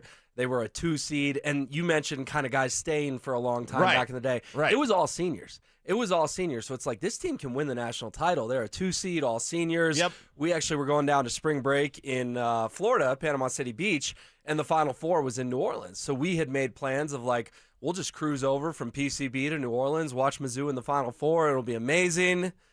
And here comes Norfolk State. Oh. Norfolk State, the 15 seed. And they knock off the Tigers in the first round. Doesn't he coach at Norfolk State right now? I think so. I think he took his first head coaching job over there. Yeah. Wow. That's one you got to be careful how you say it. I really emphasize the L, Norfolk State. There's some people who are a little dicey in how they pronounce that school, which after they beat my Tigers, I'm not opposed to. Cecil, real quick thought before we let you go. Sure. Just tough night, Denver Sports last night. Were you more upset, frustrated, bummed by the Avalanche or the Nuggets? It's the Nuggets because you face a team that even David Adelman said, they don't really want to lose. They're young guys trying. Yeah, they probably are okay with losing if you're Memphis. So it's much more disappointing because the Avs term, it's there's so many good things to take away. Defense in front of the net was better. Power play scored. Yep. I know it was 1 of 2, but we'll take anything. And Cale Makar seemingly, if it's Minnesota or Dallas, he's going to score a power play goal. So there's so many good things to take away that I think the Nuggets game, too many turnovers from Joker, a great effort from Cam Johnson, great effort from Christian. It just wasn't enough against a bad team, which should never happen when you have that sort of roster. And didn't you guys feel like the excuse was kind of set up for the Nuggets? I mean, of Phil, course, we saw a lot of yesterday. Oh, we didn't get in till 5:30 in the morning, and then we had to go sleep, and then we had to go to the arena. It's like you're playing the Grizzlies. Yeah. You're playing the Grizzlies. They're a bad basketball team. I mean, name me 3 Grizzlies. Anyone out there? Name me 3 Grizzlies. Will, I can't right now. I can't. John Morant, we know him. Well, he's out. I'm talking about the ones that played last night. But yeah, he had a little interesting adventure in Denver a couple of years ago. So I guess, Phil, are you with Cease that when you went to bed last night, were you more frustrated, annoyed, whatever, with the Avalanche or the Nuggets? You know what? I was angry at the Denver Nuggets. I was angry. I was good with the Avs. I mean, that was a great showing. That truly was a playoff hockey game. The pace of the game going back and forth. All right, it was a clean game, and we're going to talk about that later. But with the Denver Nuggets, all right, on a back-to-back, and I know it's the last night of the back-to-back, and I understand getting in late, and I think they got in at 5 o'clock in the morning. But this is the Grizzlies we're talking about. The Grizzlies that are tanking. Now, the guys on the court, they're not tanking. They want to win. They're going to do it what they can and whatever they can to win that game. That's what they're supposed to do. But as an organization, they don't want to win. And for the Denver Nuggets to have an unprofessional approach, all right, where everybody, although they went for there were multiple players that went for double-digit points, and you had people that were scoring, and it was high scoring, the defense was not there. The lack of attention to detail, the lack of just doing things the right way. The small things matter when you're going up against a team that is not better than you, no way near is better than you, and yet you find a way to drop that game. Embarrassing. That's embarrassing for the Denver Nuggets, who everybody's sitting here saying they have a chance to win a championship. But you can't put away a team that's tanking. This is when you're just supposed to put a team away. I don't care about it being on a back-to-back and not having enough sleep. All right, you go out there, you execute, you play the brand of basketball you know how to play, finish it off so you have that organic rest, and yet the Denver Nuggets did not do that. It was sloppy play, and they let the Memphis Grizzlies beat them. I can't believe it, man. And it was funny because I was at the Avalanche game and was monitoring the Nuggets game, watching it up in the press box. Looking and good, nice. Oh, I appreciate that. Clean, with the clean haircut. You guys had some fun, and folks missed it at the end of the drive last night. I came in my go to a hockey game in the press box outfit and not my normal outfit. No, it's only a big game when you go dressed like that. And everyone looked at me like, what are you wearing? I'm like, this is how you dress when you go to hockey. We'll get plenty into the Avs. But I was monitoring that Nuggets game, Phil, and once they lost, even the biggest fans, there was just like a tone shift on social media. That was the loss that sort of made people think this is not a championship contender. And I can't wait to get into that with you today, because is it an overreaction? Is it fair? I don't know, but it just, for whatever reason, that loss triggered a lot of people last night. It's triggering me right now. I got the itch. Right now. It can't be an overreaction. This continues to happen. All right, this isn't the first time that the Denver Nuggets have been beaten by a bad team. All right, the Chicago Bulls, another one earlier in the season, they get beat by a bad team. All right, the Warriors, without a bunch of their starters, they beat the Denver Nuggets. Like, this is a trend. This is a trend, and it's like, are you going to be considered the team that plays down to their level all the time and think that you're going to rise to the occasion when you're going up against a high-powered Thunder team? Because that's the reality of it. If you want to get to a championship,